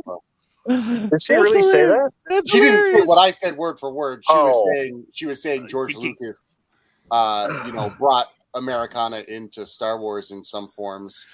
Okay, so it was kind of a stretch. It was a stretch. The way it was she a said fucking it. super stretch. Hey. I mean, there's not any. She has to defend it. She's in it. I don't even think that there's any motorcycles in American Graffiti. There isn't any motorcycles. Certainly none. I mean, it's about street. There's some street racing, but it's all like 40s and 50s kind of hot rod type cars. It's not. There's nothing, and they're not even like really that colorful. They're all pretty bland. They're like beige or white or black. I'm trying to get a good shot so I can put it up on the screen for you guys to see. There it is. There's one. I haven't even watched it, and I saw pictures of it, and it just has Robert Rodriguez written all over it. Yeah, it does. It kind of does. It's a total Robert Rodriguez idea. I don't know who this guy is, but he posted a picture of it, so I'm going to use his Twitter for it. So his name is Stephen Wayne Art. There you go. That's the shot of it. It's got Robert Rodriguez written all over it. Robert Rodriguez came up with that idea, and nobody wanted to tell him no. Is that? I don't think he directed the episode, though. He's a showrunner on it, though. It's true. So he's a showrunner on it. Is it that offensive? Why do you think Danny Trejo's in it? Right. Okay. I can't. I don't know.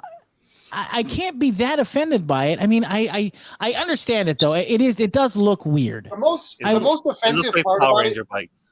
like What's yeah, that? the car. I mean, you're caught off guard by how bright and clean these bikes are in the middle of the dirtiest, grimiest part of the Star Wars universe. Yeah, exactly.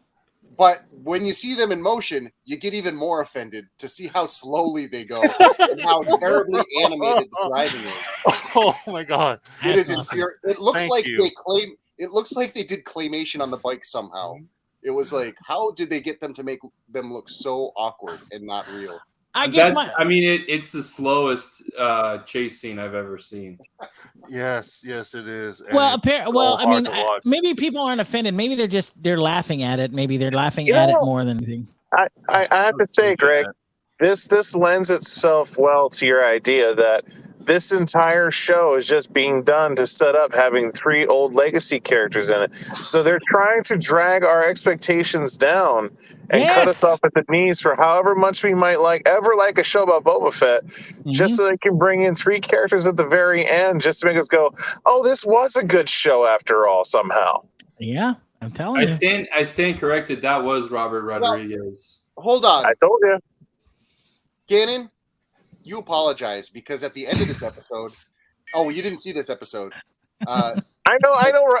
I've spoiled a bunch of it already from seeing. Well, it's hard when the internet posts pictures constantly. So even if I try to not spoil it, you know that Danny Trejo comes back and does like one of the most important character retcons for the Rancor. Then, I mean, context-wise, I don't know what he does in the episode. He delivers the Rancor and gives us very much needed context on the nature of a Rancor, and it explains a lot that happened in Empire, not Empire or Return of the Jedi. Wait.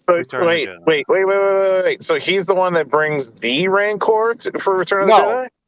Oh, no, but he explains why that the Rancor keeper is like crying when the original Rancor dies. That's kind of cool. I like that. So, okay. I like that. If they did that, I think that's cool. So is Machete like a tamer of the Rancor? Is that what it is? Yeah. Yeah, he's like an exotic animal keeper, and he's like... Okay. He's the Star Wars Tiger King. Yeah, Star Wars is Tiger King. He's the Rancor King. He's the Rancor King. I just have to stop you guys right now because Machete don't tame. Good Lord. So of course, Book of Boba Fett, I believe next episode is Wednesday after. So we'll see where this goes. I think it's only got like another 3 or 4 episodes, I think. So, doesn't it suck that this is the only season we'll ever get of this show? You think so? You don't think we're gonna get any more? You really think this show's gonna continue with how poorly received it's been so far? Yeah, it's a good point. I'll bet you $1 million. I mean, unless they suddenly whip up 3 or 4 episodes that just kill, I think beyond this, he just gets folded back into the Mandalorian story, and then that's it. Probably wow. So. All right, fair. They just need Mayfield to make an appearance. Yeah. Yo, more Migs Mayfeld, please. Where's the Migs Mayfeld series? But I mean, legit. I mean, Ming-Na Star Wars. I mean, hell, that's like my ultimate wet dream right there. So that's the only thing that's going to keep me invested in this show for now. Wow. Well, you haven't even seen the latest episode. No, I haven't. But I just haven't had time. But I love me some Ming-Na. So she's great. She literally looks like no time has passed since '94. Yeah, That's none. the Asian blood, man. She's beautiful. She's borderline almost 60 and still looks like she did in Street Fighter. Joel says they need Gina Carano, which is great. I think they do as well. I think that makes sense. You know what? I feel like Gina Carano's going to come back for the third season of Mandalorian. Mandalorian? I feel like they're like working us up for that. Yeah. Possibility. Are they? That would be awesome. Hey, can I ask you something? Have you seen that new show that she worked on with Ben Shapiro? No, because Disney paid to bury it. No, they're actually working on. She's working on a Western with the Daily Wire. Yeah, Daily Wire. Enjoy Daily Wire. Gina Carano. She's gonna be in that with Sam Elliott and Paul Rodriguez. Yeah, that's it. Yeah. I nailed the cast. I nailed the cast, didn't I? Just whipping it up. Just whipping it up. Yeah, it's perfect. Sam Elliott, and Paul Rodriguez, and Gina Carano. And who is my agent? Yeah, you secretly follow Gina Carano. I know you. Alika. I don't. Oh, you know what? I still have her Facebook because I just kept forgetting to take her off of it. And every now and again, when I see one of her little posts, I'm like, oh, Gina. Every time I come across a picture of the Holocaust on my feed, I know it's Gina Carano. You're such an idiot. First of all, he's an idiot. She posts a Holocaust photo talking about masks, and Alika's the idiot. Hey! She's a treasure. Stop it. I just want to make sure we're clear on this. It wouldn't be so bad if she didn't stop tagging Disney in the Holocaust pictures. I mean, first of all, she did not post a picture of the Holocaust. Okay. That's not what happened. But anyway. I can't wait for the next season of Mandalorian to show up when Gina Carano shows up with Luke, Han, and Leia. Yes. Right? That's a thing. And you know what? Phormat, you're right, but go the full Monty. Bring in Jar Jar too. Like bring in all the things that would absolutely suck in Mandalorian all at once. That's who Luke took Grogu to. According to then Sindel from the Ewok movies. They're leaning into the continuity that's presented in the holiday special. So why not just go harder and do a new holiday special? That's awesome. Right? I thought they were actually at one point, but no, it just turns out it was the Lego story. Or the Lego. Well, the Lego one is kind of crazy. If they weren't Legos, if you imagine they're real, it's kind of wacky. Where only the chick that played Rose Tico was the one willing to come do the show because of course she's not busy. Was she in that? Yeah, she's like the only voice actor from the movies that was in it, I think. Yeah, no, Kelly Marie Tran. I was trying to remember her name. He had a good year though. I mean, Raya and the dragon thing did well. I will always feel bad for the way Kelly Marie Tran was treated after Last Jedi, but I still hate her character. You can't. Why? She's Asian. But that's not why I don't like her character format. She was just poorly written. Yeah, you just can't. It's in the rules. Well, listen. We have a lot to look forward to for the Book of Boba Fett. So we should hold our rancors and hold our rancors tight and be prepared for what's happening. That's why I named it. But really quick before I move on to the Hawaii Film Critics Society stuff, I want to make sure that Greg, don't forget about the Hawaii Film Critics Society. Thanks. Did you know that the Hawaii Film Critics Society has an IMDb page? I did not know that. What? Yeah. Really? Dude, you're on it. Yeah, we have an IMDb page. No joke. Can I ask what your credits are? Well, being a superior film critic, that's what. I'm not comfortable with the term superior coming out of your mouth, Chief. How about a supremely good critic? How about that? That work for you? No? No. I have heard you referred to as a supreme gentleman, so. I've heard you order a supreme this or that from McDonald's.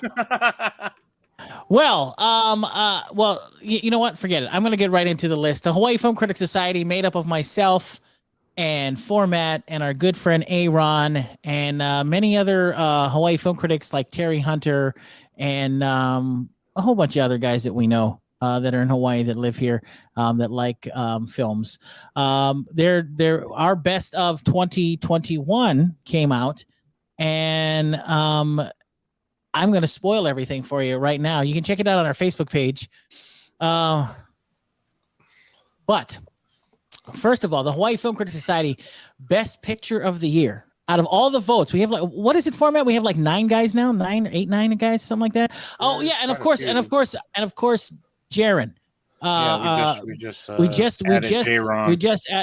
We have Aron. Now we have Jaron. We just added him to the cast of characters.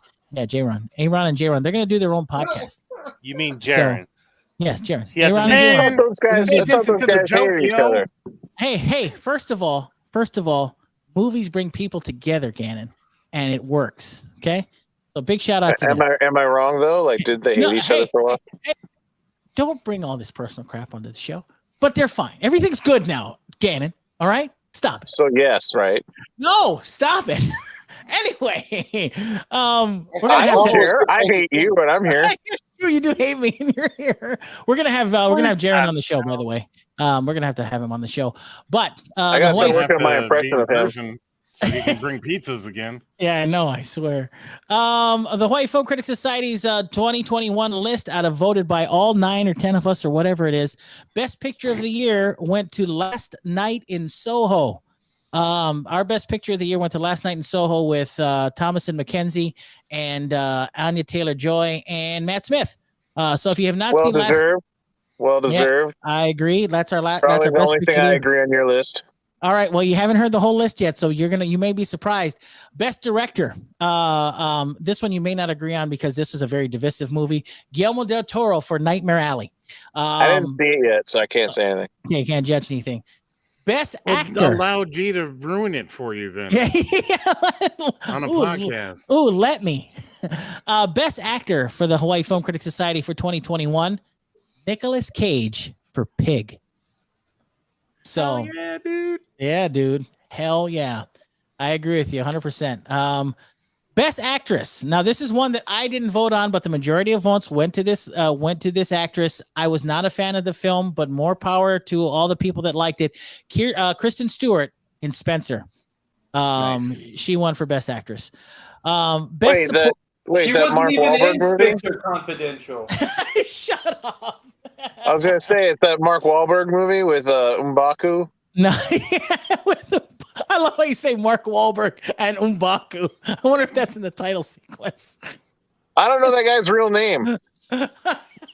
Starring Mark Wahlberg and M'Baku. What's that guy's real name? I have no idea what his real name is. I can't remember for the life of me right now. Now I'm embarrassed because I don't remember. He was in Us, and I should know his name, but I can't remember his name. You should. It's great. He would remember your name. Dude. Yeah, he would be. Best Supporting Actor is a guy named Troy Kutzer for Coda. If no one has seen Coda on Apple TV Plus, you should. Coda is fantastic. Right. I liked it. I really enjoyed it. It's kind of schmaltzy and melodramatic a little bit, but I liked it. I'll skip over like screenplays. We don't need to do screenplays. Best Art Direction was for Patrice Vermette for Dune. Best Costume Design was Janty Yates for House of Gucci. Best Cinematography went to Greg Fraser for Dune. Best Editing went to Paul Mackless for Last Night in Soho. Here's a good one. The best animated film from the Hawaii Film Critics Society for 2021, The Mitchells versus the Machines. Mitchells versus the Machines is out, which you should watch, by the way. It's great. It's a great movie. I was convinced it's going to be Sing too. Best Documentary, Summer of Soul, which is actually directed by Questlove. It's about the music festival that was coincided with Woodstock at the time. It's an excellent documentary, Summer of Soul. You should check it out. He directed that? It didn't coincide with Woodstock. It was analogous to being right? It was a Harlem music festival. The Harlem Music Festival, all the biggest black acts of the day. Correct. If you guys haven't seen that special, go watch that special. That thing is incredible because it happened in like 1973. Yeah, it happened like it was a few years after. Right. But it was considered like the Woodstock of for soul music. So check out the documentary. I don't know about amazing. I thought it was fine. I thought it was good. I like watching the acts. I like how they put it together. I really enjoyed it. I'm not a big fan of Questlove. Wow. Really? What? You're not a fan of the Roots? I'm a fan of the Roots. Oh, you're just not a fan of Questlove. Fair. Okay. I mean, that's kind of a controversial stance. I want to hear what that's about. I don't understand why he's being lauded as like the hip hop historian. Ooh, good.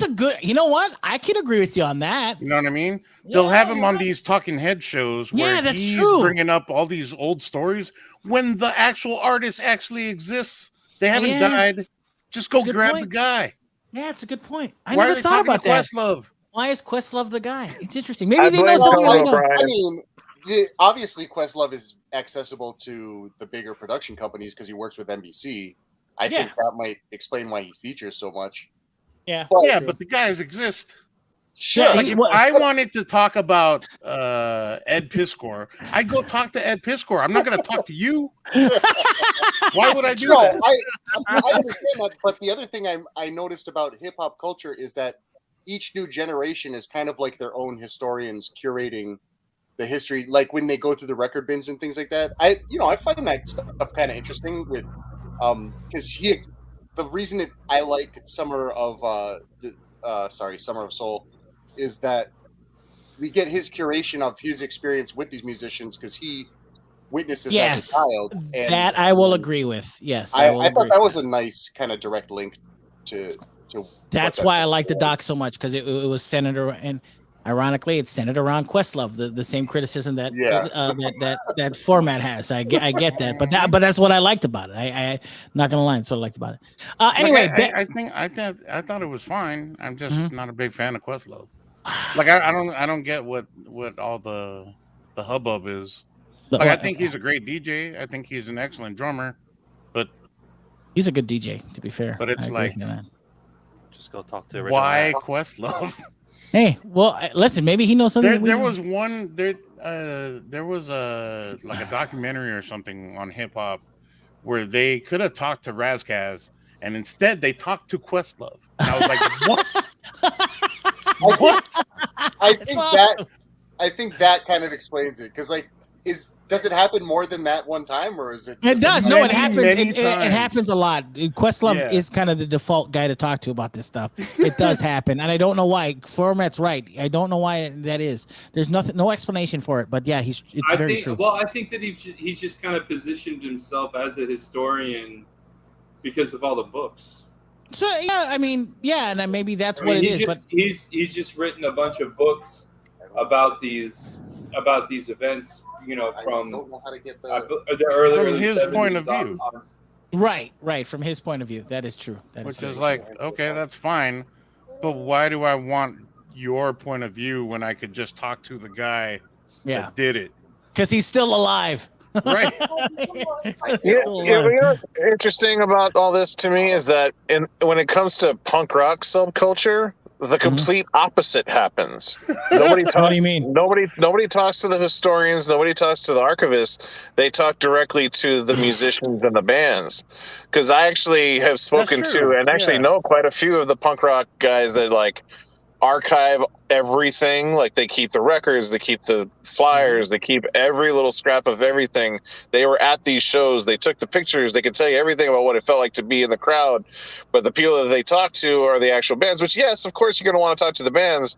So I can understand where Phormat's coming from, where you go straight to the guy that experienced it, but you kind of want to know what it was like for the guy that created it. Bingo. Right. Bingo. Yeah, that so makes sense. It's kind of interesting to hear this from Phormat because the complete opposite happens in punk rock subculture. They don't ever talk to the historians. Not really. Yeah. Well, that's why when you talk see to them both. Yeah, you talk to them both. Right. Talk to them both. Talk to the guys. Yeah, that makes perfect sense. Anyway, it's like we could talk to Grandmaster Flash, but let's go see what Questlove has to say first. Like, what? Anyway, getting from the Sugar Hill Gang. You know what? Screw it. Let's go talk to Questlove. He should be between late night tapings, so we can. I was gonna ask say him in the middle. I was gonna say, do you think it's just because like when they're like recording and filming these documentaries and editing them, like they're more than likely doing it at NBC Studios? They're like, hey, I know who we could talk to. He's like literally next door with Conan O'Brien. Let's go get him real quick.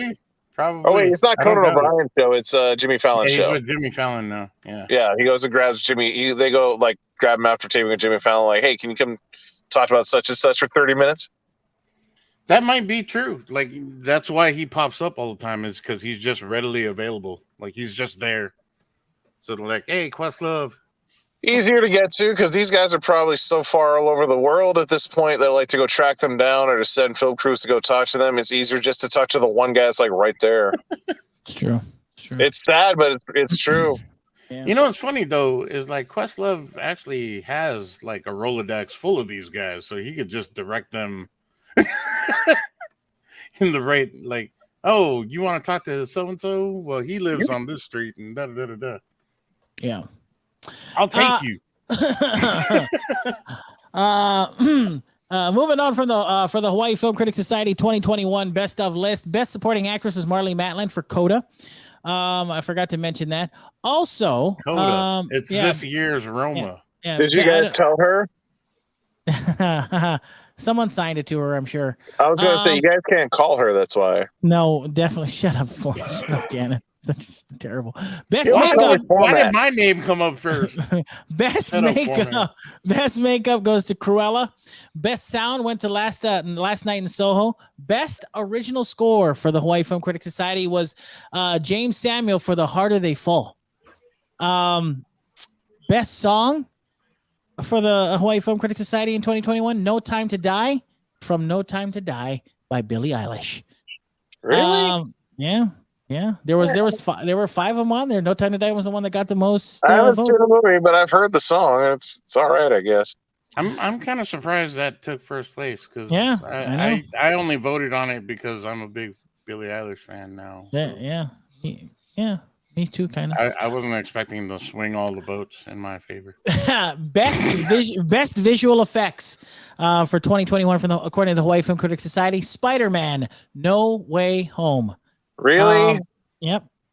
Listen, you got to remember, it's not just us. There's like 10 guys. Yes, not just us. There's 10 guys, and they all vote on it. So that was my original pick. Yeah. But I mean, that team where the trains. You guys are crazy. We also have very when unique. The trains wrap around. That's pretty amazing visual effects. We also in the Hawaii Film Critics Society, we have unique awards that we give out too. Best stunt work for us in the Hawaii Film Critics Society for 2021. Shang-Chi and the Legend of the Ten Rings for best stunt work. I actually voted for that, and I completely agree. I didn't. I voted for Kate, but that's fine. Oh, Kate's good though. Kate is good. I'm not gonna lie, Kate is good. Best new filmmaker was Michael Sarnowski for Pig. I agree with that. This was a shocker to me because I voted for one that was completely different. I thought somebody else would have voted for it. Lin-Manuel Miranda won for best first film for Tick, Tick, Boom with Andrew Garfield. Oh, you're not sick of that guy yet, by the way. I kind of am. I really am. I didn't vote for that. I voted for Drive My Car. Oh, yeah. That was good, too. Lin-Manuel Miranda starting to approach that oversaturation point of his career where people are going to start being sick of seeing him on everything. Mm-hmm. Yeah. Best overlooked film according to the Hawaii Film Critics Society, Coda, which is the one on Apple TV Plus, which I highly recommend. Best vocal motion capture performance, Kelly Marie Tran for Raya and the Last Dragon. Not Andrew Garfield as Spider-Man? No. Here's one. We also give out very cool awards like this that no one else gives out at the Oscars or anything. Best horror film. Last Night in Soho. I cannot believe that I love Last Night in Soho. I didn't vote for it in that category. That is not a horror film. Either. I did not vote for Last Night in Soho. The third act is a slasher flick. No, It's it is. not. No, it's not. That's why. Yes, it Well, that's is. why. Yes, it is. Yes, it is. No, it's not. Yes, it It is. is. Well, then Psycho is. Would anybody call Psycho a slasher? No. No, Yes. it's true. Yes. No I one would. calls Psycho a slasher. No one. I No would have one called does. it a slasher, but I'm not a movie guy. Yeah. I was very when that came out for us, I was like, this is what we all voted on. What this was under not, contention? Oh, you want to know I what voted was for under? Malignant Yeah, so did I. I voted for Malignant as well. because that was fun. Yeah, that was really good. I can give you the nominees if you want. I'd love to hear them. All right, you ready for this? Let me get you the. Let me see if I can pull this up. This is like the only one I'm actually the most curious about. All right, so let me see if I can pull it up here. Sing. Best horror. Here are the best horror films that were in contention. You ready for this? Sing 2. Last Night in Soho, Malignant, Candyman, Antlers, and A Quiet Place Part 2. I would have given it to Candyman. Yeah, Candyman was good. I would have given listen, it to Candyman. I voted for Malignant because it was so much fun. I had such a blast with Malignant. I had to vote for Malignant. If you're gonna hand it, but if you're handing it to, it's just because of how nutty that movie is. I had so much fun with that. It's also technically a well-made movie too, though. So I guess I can see that. Very much so. Very much so. Here's Even another though James one. Wan is barely trolling everyone. Now let's go see what Questlove has to say. Here's one for you that you guys will love. I hate to say this format. I got a sneaking suspicion his favorite would have been Candyman. Yeah, that's a good point. Man, that's racist. Here is another unique award that we give out from the Hawaii Film Critics Society. Best comic book movie. Oh God. Best. I already know what it is. Watch. I already know what it is. Marvel movie. No. I'm gonna give it to you, but you go ahead, Gannon. You guess. I just bet it's No Way Home. Best comic book movie. The best comic book movie is Doctor Strange 1.5. Yeah, the best comic book film according to the Hawaii Film Critics Society for 2021 is Shang-Chi and the Legend of the Ten Rings. Get the fuck out of here. Hey, shut up! Don't swear. Oh, gee, I wonder why. Is it because half you guys are friends with Daniel Cretton? Yeah, that's not a biased vote. Okay, first of all, if I think that Shang-Chi is a better movie than No Way Home. So there's that for sure. Yeah, okay. You don't think that Shang-Chi's a better movie than No Way Home? Seriously? I think doesn't like movies.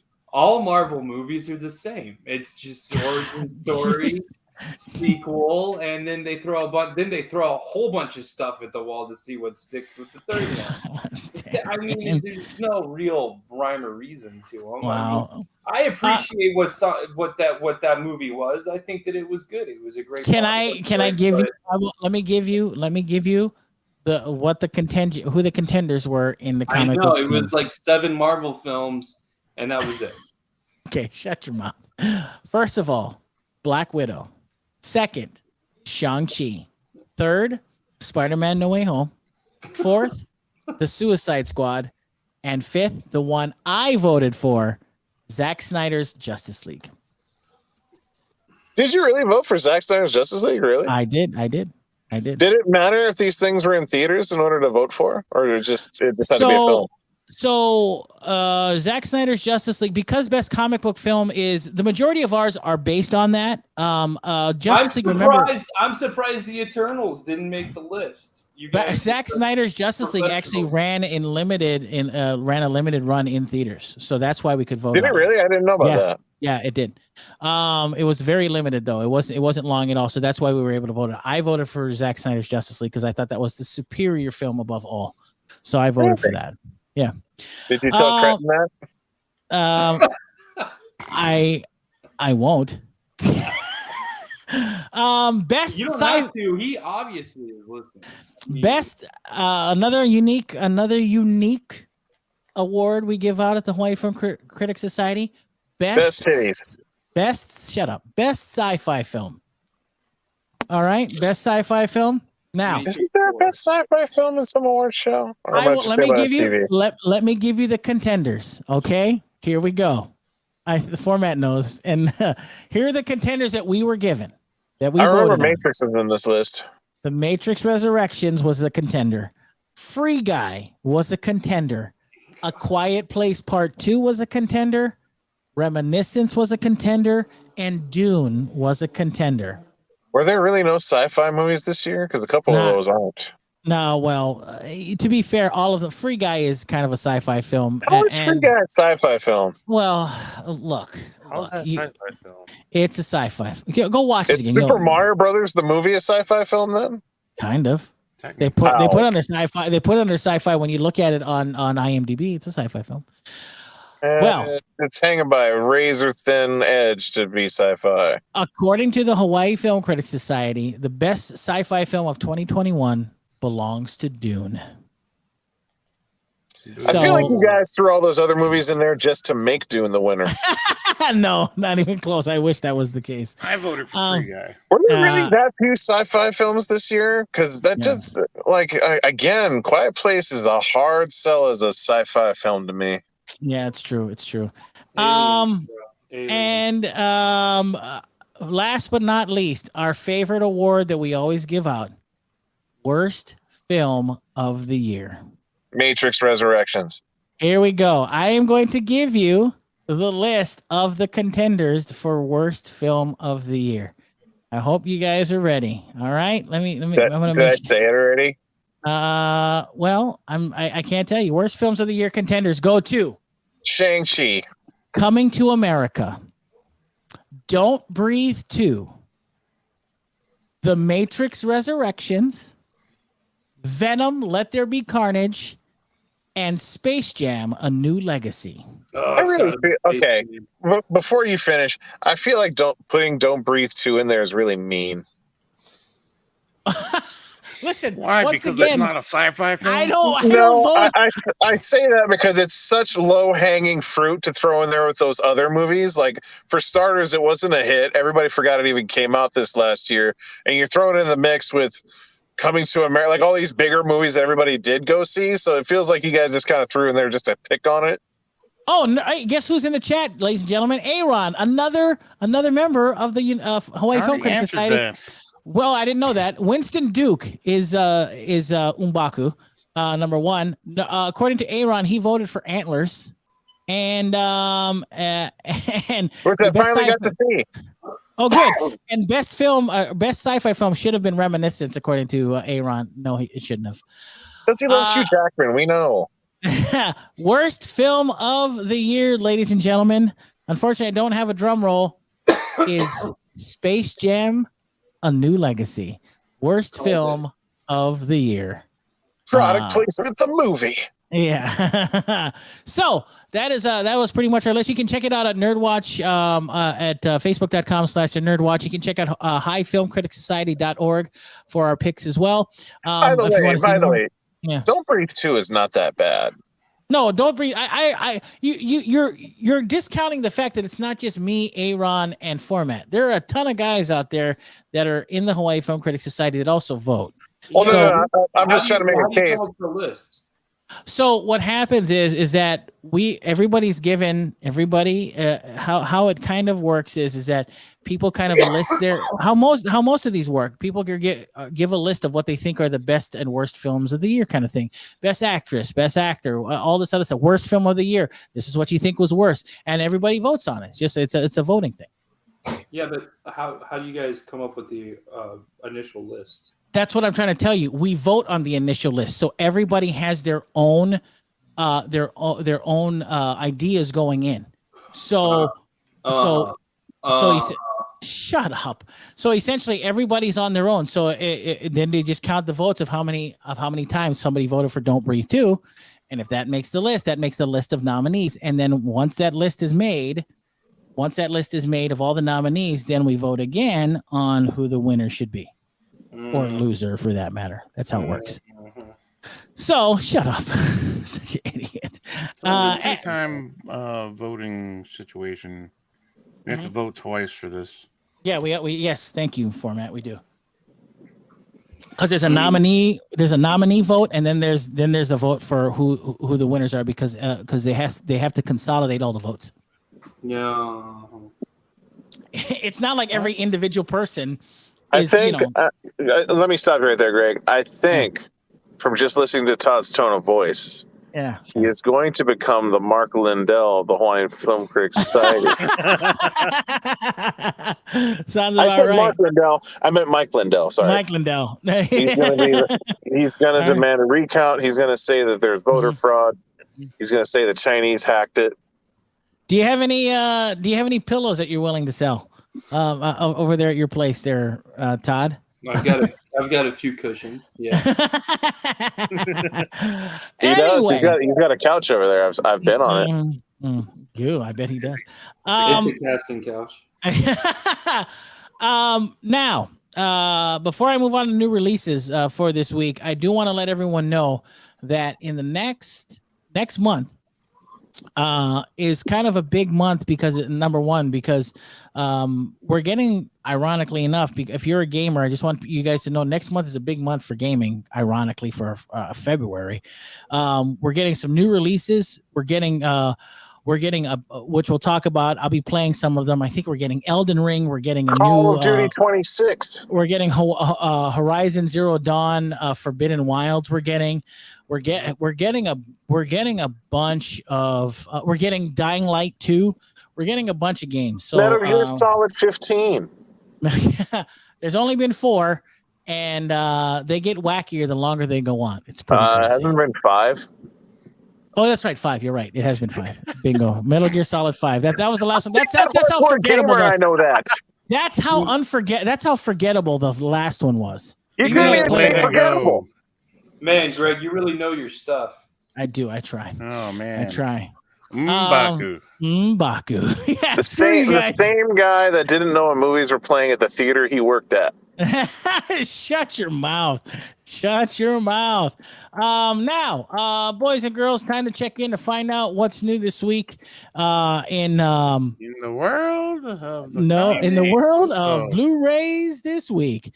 We're not doing Scream? Oh, wait, that's right. I totally forgot because I didn't realize. Let's talk about that before I get to the new releases. You should have told me to remind you. See? Yeah, see? If forget about the Hawaii Film Critics. If you had reminded Phormat to remind me about Scream, we wouldn't have passed over it. So yes, please, before we get out of here, Gannon, you were the first victim. Am I the only guy that saw it? I think you are. Yes. Yeah. You are the only guy. So first of all, there'll be some very biased opinions here because there's no counterbalance here. Oh, but here's the thing: is that you don't have to spoil it. I thought it was terrible. Yeah, you don't have to spoil it. But what you can do is give us your thoughts about it and say if it's worth watching in the movie theater. That'd be good. Now, I mean, you did say I don't have to spoil it. That doesn't mean that I can't.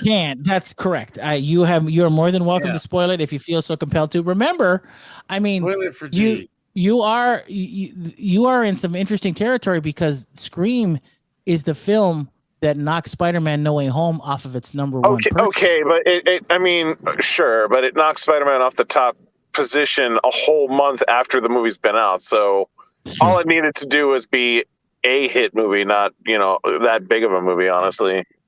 Okay. So I mean, it's not that big of an accolade, really. You could have probably put a Sesame Street movie out. It would have knocked it down. Aron and Barry also saw it. Reviews are up at the NERDWatch Facebook page. Thank you, Aron. Appreciate that. I think Barry was a 2-star review. I think Aron, I forget his, but I don't think Barry liked it very much. So Aron liked it. He gave it 3.5 stars. Oh, okay. So 3.5 by Barry standards is 1.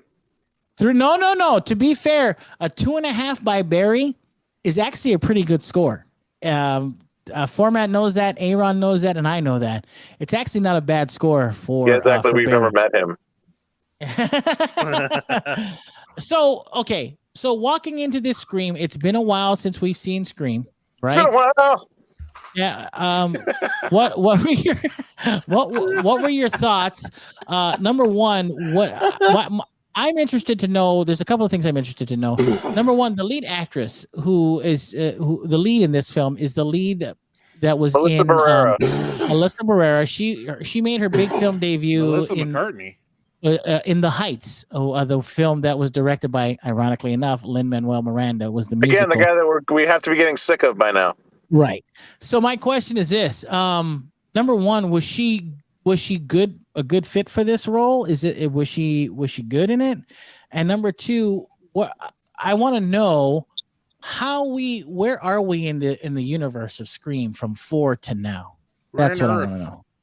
Well, I mean, all of the films have been following the point that they're in. It's not like, it's not like a movie that's pretending to be 10 years down the line, 15 years down the line. Every single movie happens in the point of time that we're all in at the moment that it comes out. So this isn't a reboot or a remake or a re-envisioning. It's none of that. Is this a continuation?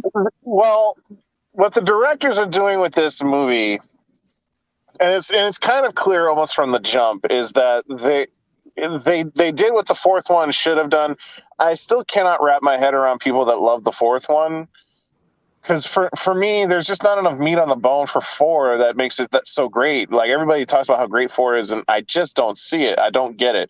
But this is what 4 should have been, because this movie in particular, it's doing a contextual take on reboots and all these films that come back all these years later. It's literally tackling the concept of reboots, not just as like how we see them as we consume them as film, but also in the sake of how these people's lives would be affected by this thing that happened all the way back in the first film. Okay. The thing that it succeeds in is that all of the things that Star Wars could have and should have done and the way it was executed, this movie actually does. Like, the way the older characters are incorporated into the story and yet don't take over the story. Because, it's not spoiling anything to say that of course we're going to see Dewey Gale and Sid in the movie. How they appear and why they appear and what they do from there out, you almost you feel like you'd almost think that they're going to take over the movie once they show up. Like, once Sid enters the picture, it's her story. It's not. I was actually kind of surprised by that, because you see her on the poster. When you look at those posters, like, the biggest stars have the biggest pictures, Yeah. So true. You would think once Neve Campbell shows up, it becomes Sid's story, and it really, really doesn't. And it's not even tied that directly to her. And as a matter of fact, the killer doesn't even seem particularly interested in her at all. As the story goes on, it doesn't seem like they're particularly that interested in her. It's just they had them there just to be there, which is, again, a meta take on the concept of reboots. It's kind of it's the horror movie reaction to the Star Wars reboot sequels. Interesting. What I was saying was, so we're still living in the universe that Wes has created, essentially. Yeah. Okay. They're not trying to act like this. It's not even like in a New Nightmare sense or anything like that. This is exactly the same one we've always been in. It was a little strange that one of the first twists is kind of just thrown right at you a quarter of the way into the movie, when you find out that Melissa Barrera's character is actually deeply tied to the history of the first film, which interesting is also one of the jankier elements to me, because the thing with the Scream films have always been, even from the very beginning, is that they're not meant to be taken so seriously, as in you're not supposed to buy into it as a real life thing where these people watch horror films. Right. But it rides this weird line where it's satirizing horror films, but at the same time, you're supposed to kind of buy into these people in a realistic fashion to a certain extent. This one full on brings on horror tropey dramatic things into this particular movie that just feels so strangely out of character from anything else we've seen in the Scream films, to the point where you're just it's almost like strange film concepts are now are happening to these characters that are supposed to be watching films. It's hard to explain without blowing what I'm trying to say here. But it's the one thing that I felt like didn't really work, and it incorporates a character from the first film in a way that wasn't necessary at all. Like, you didn't have to do it the way they did it at all for what they wanted to do with it towards the end of the movie. Okay. But it had a really engaging cast where I didn't feel like the fourth one did at all. I didn't feel like any of the characters in the fourth film were really that memorable. Whereas all the characters in this one, you get time with all of them, so you get attached to all of them. Right. So if you deep into the who's the killer type stuff, and you start trying to assign who could be the killer, there you kind of almost like, I don't want it to be this person. I can see how it could be this person. And then there's one really fun part where they go to talk to Dewey, and it's her and her boyfriend. And he flat out tells her, like, how long have you known him? She's like, 6 months. Like, he's the killer. And the guy's getting all upset. He's just like, whoa, what are you talking about? Like, so because Dewey at this point, he's just speaking from experience, which, by the way, David Arquette in particular, he left it all on the field in this movie. I read that he stole the show. He, like, if he never does a Scream movie after this, he leaves it all on the field in this particular movie. It's you kind of almost feel that of the three originals that come back, you almost felt like he had something to prove, not just in the franchise, but as an actor unto himself. Sure. Because he's almost too good for a movie like this, honestly. Like, he's really, really good. So I don't know if that has just to do with him as an actor, like just bringing it through his own performance, or if it's the Radio Silence directors pushing for that. But in either case, it's great. And the only thing I kind of took issue with is like who the killers turned out to be, because it echoed Scream 4's killers kind of almost too much. But their motive is what dragged me back into it being them. Ooh, okay, now I'm interested. And the motive is, and again, it goes back to that thing of where they're approaching these reboots, the concept of reboots, because what it is that these two killers, this isn't really spoiling anything, by the way. Oh, okay. These two killers are basically fans of the Stab films. But in the universe of the Scream movies, the Stab films are up to like 7, 8, or I think it's part 8 that they're up to in the universe of Scream, right? And they show like a trailer of what's the Stab movies look like now, and it's completely ridiculous with like a muscle-bound guy in a tank top wearing the ghost face mask shooting a flamethrower. That's awesome. Like, it's so ridiculous and so far away from what the original one was. So that there's another meta take right there about how it gets so far away from what it originally meant. So the killers of this particular Scream, their mentality is like, we want these movies to be good again. So in their minds, like, if we create another killing, another murder scenario, it'll lead to movies being better again. Okay. So it's literally toxic fanboys trying to make their movies better. That's literally what the point of the movie is. It's literally the point of the movie. Like, once that clicks at the end of the movie, I guess that is kind of spoiler. But once that clicks at the end of the movie, when you see it, you'll be like, this is what this movie is. It's literally a movie about toxic fans trying to make the movies the way they want them. So it gets all social justice-y on you? Oh, it's not that far. It doesn't go that far to where it's banging it over your head, because it doesn't come across the way it probably sounds to you. Because you're not rooting for them. You know what I mean? They're wrong. Okay, gotcha. They're clearly wrong. It's you're not on board with them, and it's not even looking at them. It's just they're just toxic fans just trying to make the movies better. And their passion drove them this far. Fascinating. So it's actually a really cool motive. But I just I wasn't a huge fan of who the killers turned out to be. So does this for you, because you're the fan? I mean, I'm a fan of all the Scream films. I like 3 and 4, so I'm like one of those guys. You like 3?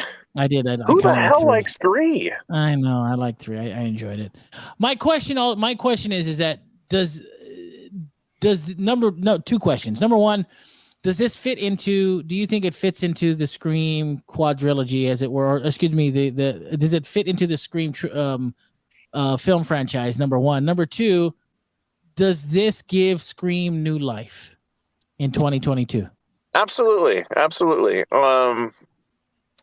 You could almost just watch the first one, then this one, and not really miss a step. Not necessarily. Okay, gotcha. Because not much is made of the middle storylines. There's not much reference to them. It's Sid. Sid. It's even in the trailer where Sid says, "I've been through this a lot."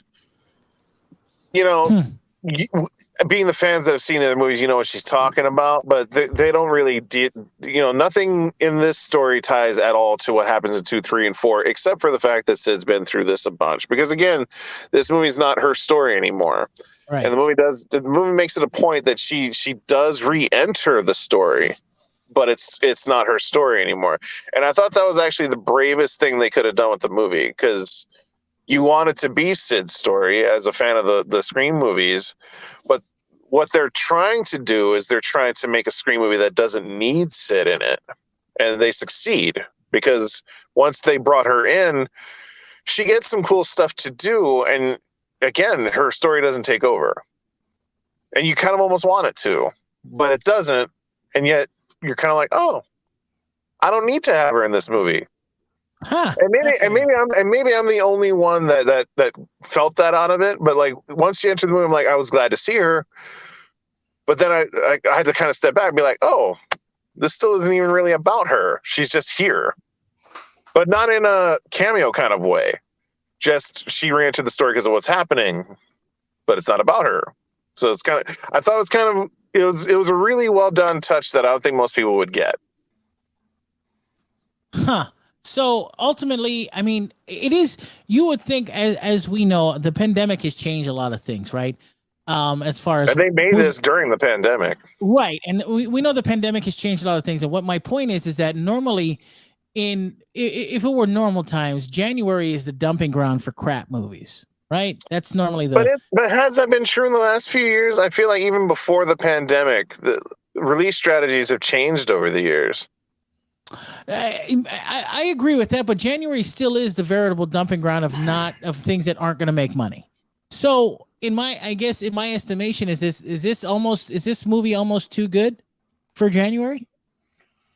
Like I said, I don't think that old paradigm matters anymore. I don't really think that's the case in the world that we live in anymore.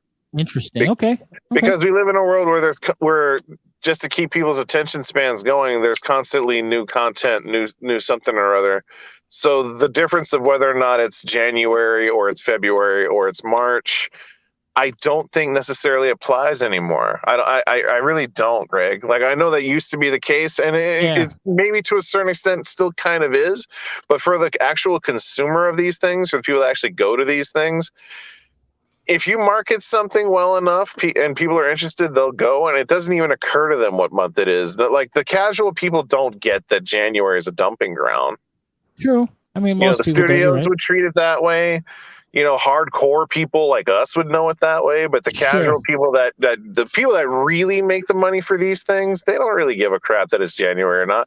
Yeah, there's going to be some people that be like, oh, this should have came out during Halloween because this is a scary movie. It should have came out during Halloween. But then again, you put a movie out that's a big movie that's got a big name around it that people would be interested in seeing, and you put it out in a month where there's nothing else coming out. Yeah. Guess what movie's making money? True. That's a good point. You know what I mean? It's got zero competition. It had a whole month. Spider-Man had a whole month to make all of its money. You put Scream out in January where it doesn't have any competition, it probably would have stood a better chance than if they had thrown it out there like a few weeks after Halloween, and then you find out which franchise works out better. Right. Now, and frankly, this Scream movie does all the things the Halloween movie could have done that doesn't do. Huh. Well, and that's, I guess this is my final question. Should the Scream franchise, and in this day and age, I know it's already been tried once, but that was a different era. Should this have been a streaming series? Well, there already is an MTV series. That's what I mean. It's already been tried in a different era. This is an era of streaming it was still now. Going, wasn't it? No, I thought it was over. Oh. I could have swore it was over. I mean, I know when they first started about I know when they first started talking about this movie being made, there was some speculative chatter that these two things are separate from each other, but could be potentially woven in. But I've never watched the Scream show on MTV, so I don't know what they did with it at all. Like, I know they didn't have the rights to the Ghostface mask, so they didn't have it in the beginning, but then they worked out the rights and got it in down the road. I don't think so. I think this is better suited to a movie just because I cannot picture how this could be done as a series, honestly. Okay, that's fair. I think a movie like this or a story like this is better served to be in the confines of an hour and a half, because you would have to really know how to maintain a certain amount of ideas to make work for several episodes as opposed to one movie. Like, there's a sequence in this movie that is so well done, and it's so much fun, and on top of it, it's a daytime sequence, which is like you never do that in horror. You never ever do that in horror, where a character is like walking through a kitchen, and the camera is constantly set in a place, like the shots are constantly set up to show a negative space that the killer could turn up in. So your eye is constantly waiting for the killer to turn up. So they do that thing where he walks down a hallway and there's just a little bit too much extra space on the left where you think something's going to walk through. Nothing does. He opens the refrigerator door. You think it's going to be behind it. It's not. And they do that for such a sustained long period of time to where, like, you're starting to become nervous. It's almost like the Exorcist 3 scene in the hallway. You know what I'm talking about? Yeah, I know what you're talking about. It's almost like that, where like it's going on for so long that you're just like, okay, they're not going to do anything. Right. Like, you know what I mean? Like, you almost give up that something's going to happen. So it's like Scream found a way to do that scene again in a different context, and it worked. The only thing I didn't like about it was that there's the name of the character. There's a character in the movie named Wes, which drove me insane. No, really? Yeah, it kind of drove me insane. I get what they're doing with it. It's pretty freaking obvious, but I'm also like, it's such an on-the-nose tribute that I was like, don't do that. And then the main character's name is Sam Carpenter. Oh, really? Yeah, like crazy. Some of the names are just so on the nose, and you're just like, no, don't do that. That's lame. Don't do that kind of crap. That is kind of crappy. And then on top of it, like the name of the character is Wes, right? Yeah. And at the end of the movie, they put up on the screen for Wes, and I'm like, what about the casual fans that don't pay attention to filmmakers, that don't know who makes these movies, and they're like, for Wes, what the hell? Yeah, it's true. The guy in the movie, what the hell? You know what I mean? Like, there's gonna be some weirdos. There's gonna be some dummies out there that don't get the difference. That makes sense. Yeah, I mean, those are my only two nitpicks that didn't even take me out of the movie. Is just the on the nose names, and again, that I don't want to spoil it because some people might like it. I don't know, but like, it just, all I'll say is that it incorporates one of the characters from the first movie that maybe shouldn't be around anymore. Let's put it that way. And the way that character shows up, you're just kind of like, really? Well, don't ruin it then, because I want to see it. Now, is it worth watching in the theater? That's absolutely.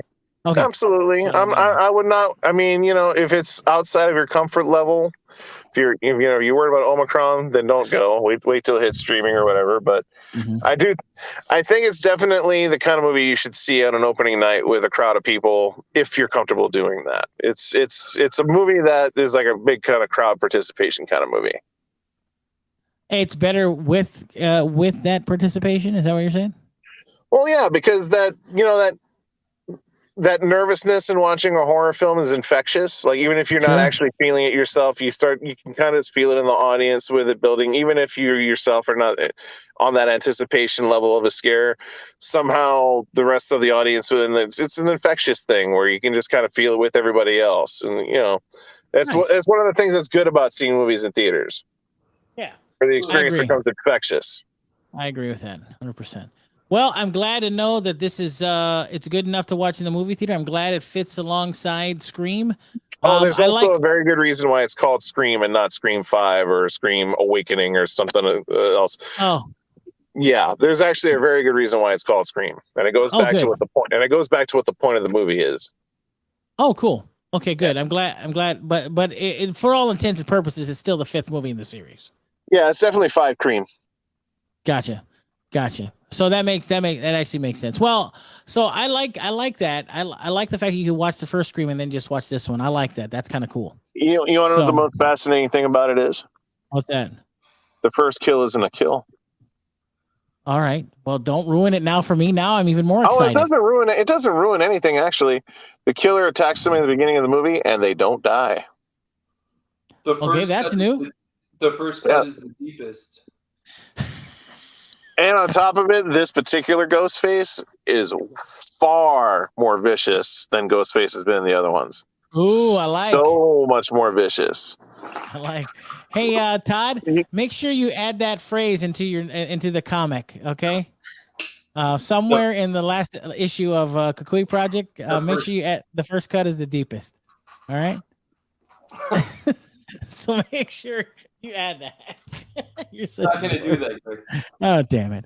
All right. Well, anyway, so a very exciting Scream, not Scream 5. Scream is currently out in theaters. Still Scream 5. You're fine. All right. It's Scream. I'm very excited to see it. I'm very excited to hopefully see it with people. That would be a lot of fun for me. But yeah, that was the biggest movie of the week. Knocked No Way Home off its perch. I know that Todd could not be happier about that. Very exciting. We got a couple of movies coming out in the next few weeks too. As a matter of fact, before you go too far, have you read up on this? Sony and Marvel having already changed a few scenes in No Way Home. Have you read about this? Yes, they did, and they were. Does anybody know anything about it? They don't know anything about the scenes, but they're thinking about releasing it as like a faux director's cut. No. I've read that they've already done it. Oh. If you go, I don't know how true any of it is, but I read an article like they've already made running changes on the movie. All right, so there's different takes and things or something. All right, I don't know if it's true at all, but I don't know. I was curious about it. I think we should send the NERDWatch's resident Spider fan, Todd. You want to go watch it again? Yeah, man, I'll do anything for free. boy, howdy, is he not lying? Okay. If you're buying the ticket, man, I'll go. You'll put yourself through that again? Oh wow, okay, fair enough. I liked it. I said it was a 2.5-star movie. All right, sure, I'll give you that. I gave Shang-Chi. I like how I'm getting skipped over again. Yeah, great. You're gonna get Todd, but Phormat. Todd is the resident Spider fan. Come on now. Phormat, I like the way that Phormat I'm still just saying. hasn't seen it, and you're trying to get me to go see it for a third time. Well, you know why? Because I know Phormat will enjoy it, and that you'll hate it, and that's what I think I like about this whole dichotomy. What you're saying is you'd rather see me in pain than Phormat have any ounce of pleasure. Ding, ding, ding, ding, ding, ding. You got it, Todd. You got it. That's terrible. Wow. You're a real glass half empty. Yeah, I know. I'm such a jerk. Big shout out to Aron for telling me I'm wrong. And he is right though. In the Heights was directed by John Chu. Lin-Manuel Miranda is actually in the movie, and he wrote the songs for the movie. So that's very true. I just want to make sure are we not sick of him yet?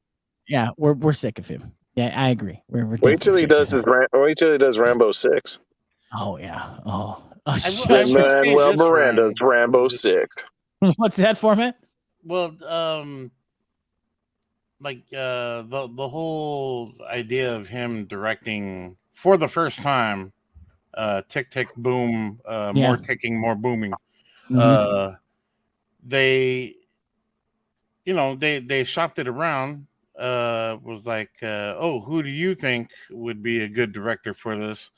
And he was like, me, I'll do it. I should do it.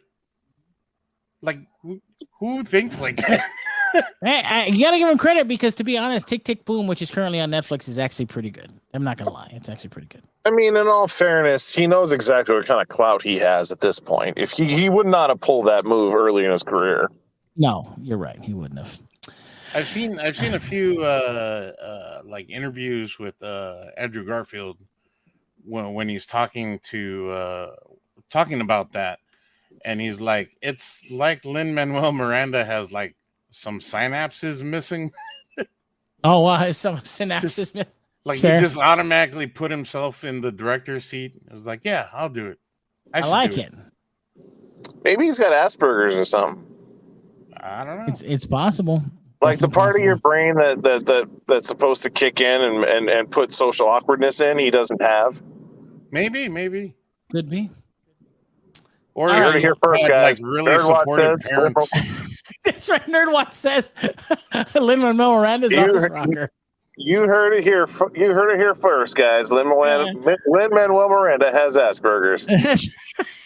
We're just throwing out. Or he had really good parents. Or it could be. Whatever. Jesus. Or his parents were cousins. Just drop right down to Asperger's. Just right down to Asperger's. Man. Maybe he's just confident in himself. God. Anyway, now, I gotta get up in the morning. His parents were so supportive that like he can do no wrong in his own mind. It's true. What if that's the key to his success? Like he was raised to never take no for an answer, and that's why he's like that. And then we're all of us live on this operate on this level. Like that'll never work out. Right. Whereas he's just like, no, it'll always work out. And that's why he always succeeds. Maybe I'm wrong. Maybe I have Asperger's and he doesn't. Maybe. Yeah. Maybe it's you. Oh crap! I have Asperger's. Thought to make a rap show about Hamilton. It's true. Let's go ask Questlove what he thinks of this. Wait, when you say that out loud, you're just like, that sounds terrible, and yet somehow he made that one of the most successful plays of all time. Exactly. More kicking, more booming. Yeah, that's exactly Because literally right. the way you just put, Phormat, the way you just put it, it sounds like the worst idea ever. It does. It sounds awful. I mean, it's based on a book. When you say it in one sentence like that, it sounds really stupid. Yeah, it does. It does, sounds awful. no doubt. But it's highly entertaining. I don't know why. Is he Cuban or is he Puerto Rican? I can't remember. Say no. I think he is. What is he? I think he is. He's not Mexican. No, he's Puerto Rican, I believe. I think he's Puerto Rican too. I think he's Puerto Rican. I don't want to. I'm entirely sure. I think he might be like Dominican. That could be it as well. He could be Dominican. It's possible. Well, what's the difference? Wow. All right. Well, I didn't say that. Jeez Louise. They all eat their rice with their chopsticks. Listen, I gotta get to these I think I Blu-rays. just with Asians. I gotta get these Blu-rays because I gotta go to bed. Today is the 18th of or not today, but Tuesday the 18th. He's American. Yeah, that's probably what he is as well. He's Dominican American. According to the Wikipedias, he's an American actor, singer, playwright, producer, and film director. Oh, so he's a white. fake Latino. He's white. Got it. Wow, we screwed that up, didn't we? He's got more in common with Todd Bernardi. It's true. Yeah, it's true. It's very true. Now listen. We got to get out of here. I got to go to bed. But two things. I know they don't. Two quick things before I forget. We'll talk about this on a later show. Puerto Rican descent. Puerto Rican. There we go. Along with Mexican from a grandparent. Oh, nice. Oh, so I kind of was right after all. You kind of were. He eats with chopsticks. Puerto You're Rican right. and Mexican. Mm-hmm. He's right. He's Mexican. He's Puerto Rican. There you go. That's exactly right. Something I forgot to let everybody know. We'll talk about on a later show, but Tim Allen is returning to the Santa Claus role for a Disney Plus streaming series. So, great. That's interesting. I can't wait. Yeah, they got to bring that kid back from Numbers. Oh yes, I forget his name. Krumholtz. That's it. Krumholtz. David Krumholtz. Yeah, David Krumholtz. That's not his a name. No, that is definitely his name. Krumholtz. Yeah, David Krumholtz. That's exactly right. Anyway, listen, a couple of things I want to talk about because I need your help on this, Gannon. On Blu-ray today. First off, the biggest one for Blu-ray, of course, is Last Night in Soho coming out tomorrow. The Best Picture nominated. Huh? No, the Bernard the Elf. Bernard the Elf from Santa Claus. Yes. Last Night in Soho comes out tomorrow. The best picture of the year, according to the Hawaii Film Critics Society. That's something. Gannon, that's something. That Anya Taylor-Joy is literally a joy. I mean, I've yet to see her something I do not like. The best thing in that movie is actually her protagonist or her antagonist, Thomas and Mackenzie. I think she was fantastic. Oh, they're both fantastic. They're both freaking fantastic in that movie. Yeah, they're freaking fantastic. Amazing. Also on Blu-ray, I like the guy that works the deli. He's pretty good. Also on Blu-ray today, 4K is The Beatles: A Hard Day's Night. Also, I love that movie. Of course you also on Blu-ray, coming out on Tuesday the 18th. Shout Factory is releasing a special edition of Jim Carrey's Liar Liar. It's nice. It's the 25th anniversary edition. 25th anniversary edition. That? I don't know, but it's coming out according to coming out to show in the Shout Factory. So apparently there's all kinds of features and all of the Shout Factory goodness is there for you to enjoy. So yeah. I don't know why, but Liar Liar is a great movie. I'm not gonna lie. But Liar Liar, 25th anniversary edition. Also, something I was definitely not even remotely thinking that would ever come to video. Vestron Video, which is owned by Lionsgate, on Blu-ray tomorrow. Candyman 3, Day of the Dead.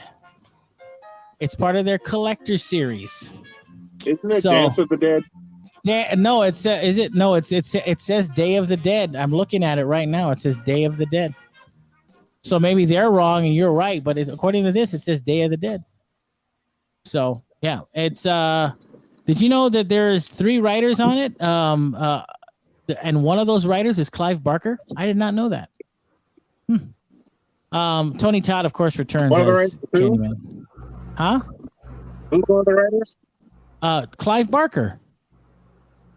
Yeah. Oh yeah, Clive I knew Barker. that. I didn't know that. I didn't know that he wrote. But you do know that it's probably just more of like, hey, Clive, what would you do for the next movie? And he just came up with the story, and somebody built off of it. Yeah, it's possible. That's definitely possible. I agree with that. It's definitely possible. And last but certainly not, two more that I want to mention.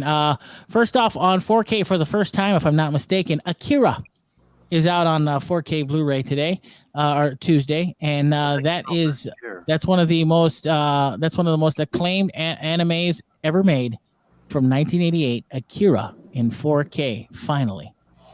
And last but certainly, I don't want to say last anymore because guess what? One of your favorite movies, Gannon, is out in 4K on Tuesday in a special Best Buy exclusive steelbook, Requiem for a Dream in 4K Blu-ray. So yeah, that's out as well.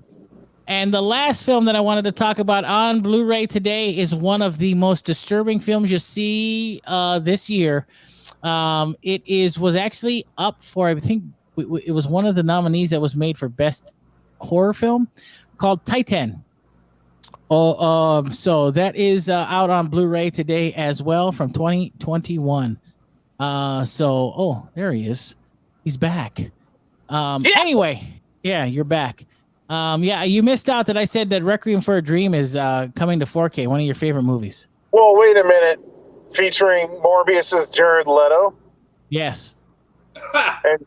and career opportunities, Jennifer Connelly doing unsavory things in front of other men. That is correct. That is correct. It's so hot. Yeah, that's a great movie. Anyway, check out those Blu-rays coming out tomorrow. You won't want to miss them coming out this week. In your local your local video store, if there is such a thing. You do know that half those movies you mentioned will not be at Target, right? That's true. They won't be. Damn right they won't be. As a matter of fact, maybe 3 of them will be. That's right. That's right. Anyway, boys and girls, we are out of time for tonight. We will be back next week. Next week, Monday. Very, very fun. I like doing Mondays. It's kind of energizing. You're not doing it in the middle of the week where everybody's tired. It's kind of fun doing it on Monday, I think. But we'll discuss. Yeah, we'll discuss. Anyway, we're out of time. We've been here for a long time, so you guys have a great week. Go watch Scream. Okay, whatever you do, go watch Scream. Watch it with your eyeballs and your ear holes. Yeah, go watch Scream because Gannon Gannon puts his seal of approval on screen. Or if you're Marley Matlin, just watch it with your eyeballs. Oh, yeah. You're a horrible person. Anyway, Todd. That's not my fault. Anyway, Todd Bernardi, before we leave, anything you want to add? No. Thanks, Todd. Appreciate it. You're welcome. You haven't said much. I gave you all kinds of ammunition with comics and Ethan Van Sciver, and you didn't bite. I don't know if it's because you're just too busy. I'm drawing something, and it's turning out kind of good. And so I... Can you share it with us before we leave? No, you got for those that are watching. You got to buy the comic. Wow. I gotta say something, Greg. I gotta say something real quick. Go ahead. I think if you guys go back and listen to this pod, you'll hear the two comic book professional guys say Ethan Van Sciver's name wrong 147 times, and you got it right every single time. Every single time. I don't know if that speaks highly of you or poorly of them or both. I don't know, but I think it's both. Alika and Todd kept saying his name wrong, and you kept saying it right the whole time. He said it was like Scrivener or Scrivener. I heard Striver, I heard Scriber, I heard Skeeber. Like, I heard every version of that name you can think of, and you were nailing his name every time. I think Skeever is the best. I just thought it was hilarious that Todd and Alika were the ones getting his name wrong constantly. Yeah, that was hilarious. And by the way, because you won't let me look at your art, and because I have to pay for it, makes you a comics gator, Todd Bernardi. No, it doesn't. Huh? No, it doesn't. All right. No, I'm not obsessed with my superheroes only being one color. So that's not the case. But anyway, I don't want to get into a comics game. Yeah, gee. Yes, sir. Don't forget about the Hawaii Film Critics Society. Hey, listen. Nominations and, your input tonight has been priceless. Your reminding me has been the best thing in the show. I agree. I was there. You were there. I remember. Really good. I was there. It was really good. So I appreciate it, but I've already done it. And Ryan Otley sucks. Ryan Otley sucks. Hey, I like Ryan Otley a lot.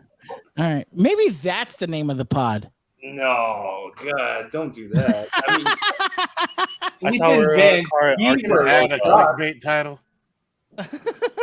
Well, okay, don't make it right. Okay, Greg, don't make it Ryan Otley sucks. Make it Ryan Otley blows glaciers.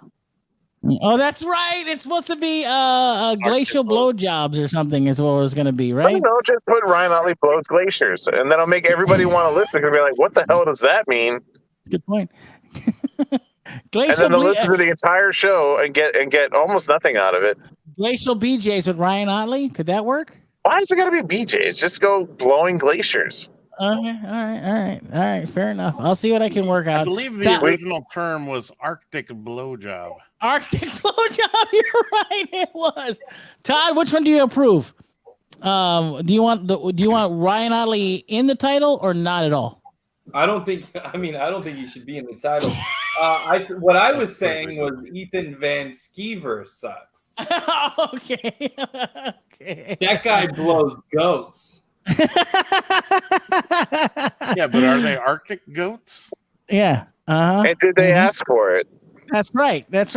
Yeah, Todd. I mean, as a fully fledged member of Comicsgate, I'm sure that he never considers the goat's feelings. He doesn't. It's a goat. The reason he's blowing it is because he doesn't have to ask permission. It doesn't speak English. You're such a jerk. It can't say no. Just like, all those other toxic fanboys that are a part of Comicsgate. Oh, shut your mouth. Some of the finest men I've ever met are in Comicsgate. You need to understand, Greg. Not being able to say no is not the same thing as yes. Oh, okay. All right. That guy, Ethan Van Sciver blows goats without consent, should be the title of the podcast. Damn. You are a horrible person. That's oddly specific. That's very well, oddly that's specific. weird. We were talking about Ryan Otley blowing glaciers. You had no problem with that, but all of a sudden, your best friend is blowing a goat, and you're like, "No, that's not okay." That's not okay. He's like, "That was only one time, and I was trying to milk it." Like, that's not how you milk a goat, Mhm. Ethan. So But that is how you summon the beast. You're so stupid.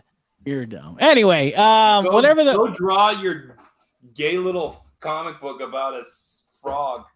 I have 5 copies. I'm not surprised. Yeah, I do. Do you really? You get him from Alika? Because I thought he said he wasn't going to carry it. No, I did not get them from Alika. Oh, did you kickstart it? No. Do you really have Cyberfrog? Yeah, I've got a copy. Oh, but not 5 copies. I Yeah, feel I was like just you're kidding. lying. I don't have 5 copies. Greg, I feel like you're lying still, though. What? Greg, do you also blow goats? No. I still think you're lying. I don't think you have the book at all. First of all, Because you didn't even know the name of the book until just now. I knew it was Cyberfrog. I knew Ethan Van Sciver wrote Cyberfrog. Come on. I don't know. We talked about that a long time ago. Oh yeah. I that's why I wanted. I want to. You seem like that guy that like tells everybody you like the same band as them, like way after they've already explained it all. But I want to support all comic books, not just. I want to support guys that are comic skaters or not comic skaters. I just want Are to you support. reading Amelia comics. Clark's book too? Then, because I bet you're not. I'm not reading Amelia Clark's book, but I would like to take a look at it. Amelia I Clark has a book? bet you. Yeah. Yeah, she Oh, cool. she doesn't write it. She probably like co-writes with somebody else that actually does the real writing. But yeah, Oh, okay, gotcha. Mm. Oh, neat. Oh. yeah, so Lika's that's- actually got it too. It's called Mom. Oh yeah. Oh, All right. So make sure you pick up your copy of Mom and Cyberfrog. No. No. All We're right. not. NERDWatch does not endorse Cyberfrog. First of all, okay, that's for me personally, not the NERDWatch. That's just me personally. Anyway, I have a very open mind, Todd. I look at everything, so I'm okay. I feel like we're gonna end up yelling at each other off the air. Yeah, we won't have time because I gotta go to bed. I mean, my personal opinion is if you've got money to buy comic books from dickholes, then why don't you give that money to my favorite dickhole, Todd Bernardi? Listen, Hey, and if they're okay, I agree with haven't that. given me any money in a long time, Greg. That's And true. it's about time. I'm waiting for the compendium of Kukui Project. Of course you are. Yeah. Like- So, It's called an omnibus, you jerk. well, I mean more refined. When Todd wraps up the book, he's going to do one of those super thick books that looks like, like the Bible times 3. That's what I mean. That's exciting. So exciting. I cannot wait. The special edition in the back of the compendium is just going to be the printout of the NERDWatch chat from the last 4.5 years.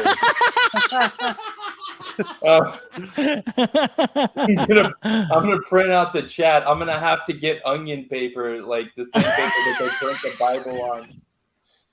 Todd, I got a way better idea for you.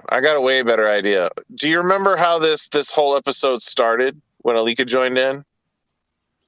Where he said he had that new fancy printer, he could print fanzines. Let's just print fanzines of the NERDWatch chat. I love it. Just Wow. NERDWatch chat the zine, and people can like literally see our personal chats. We're gonna get so Wow. canceled.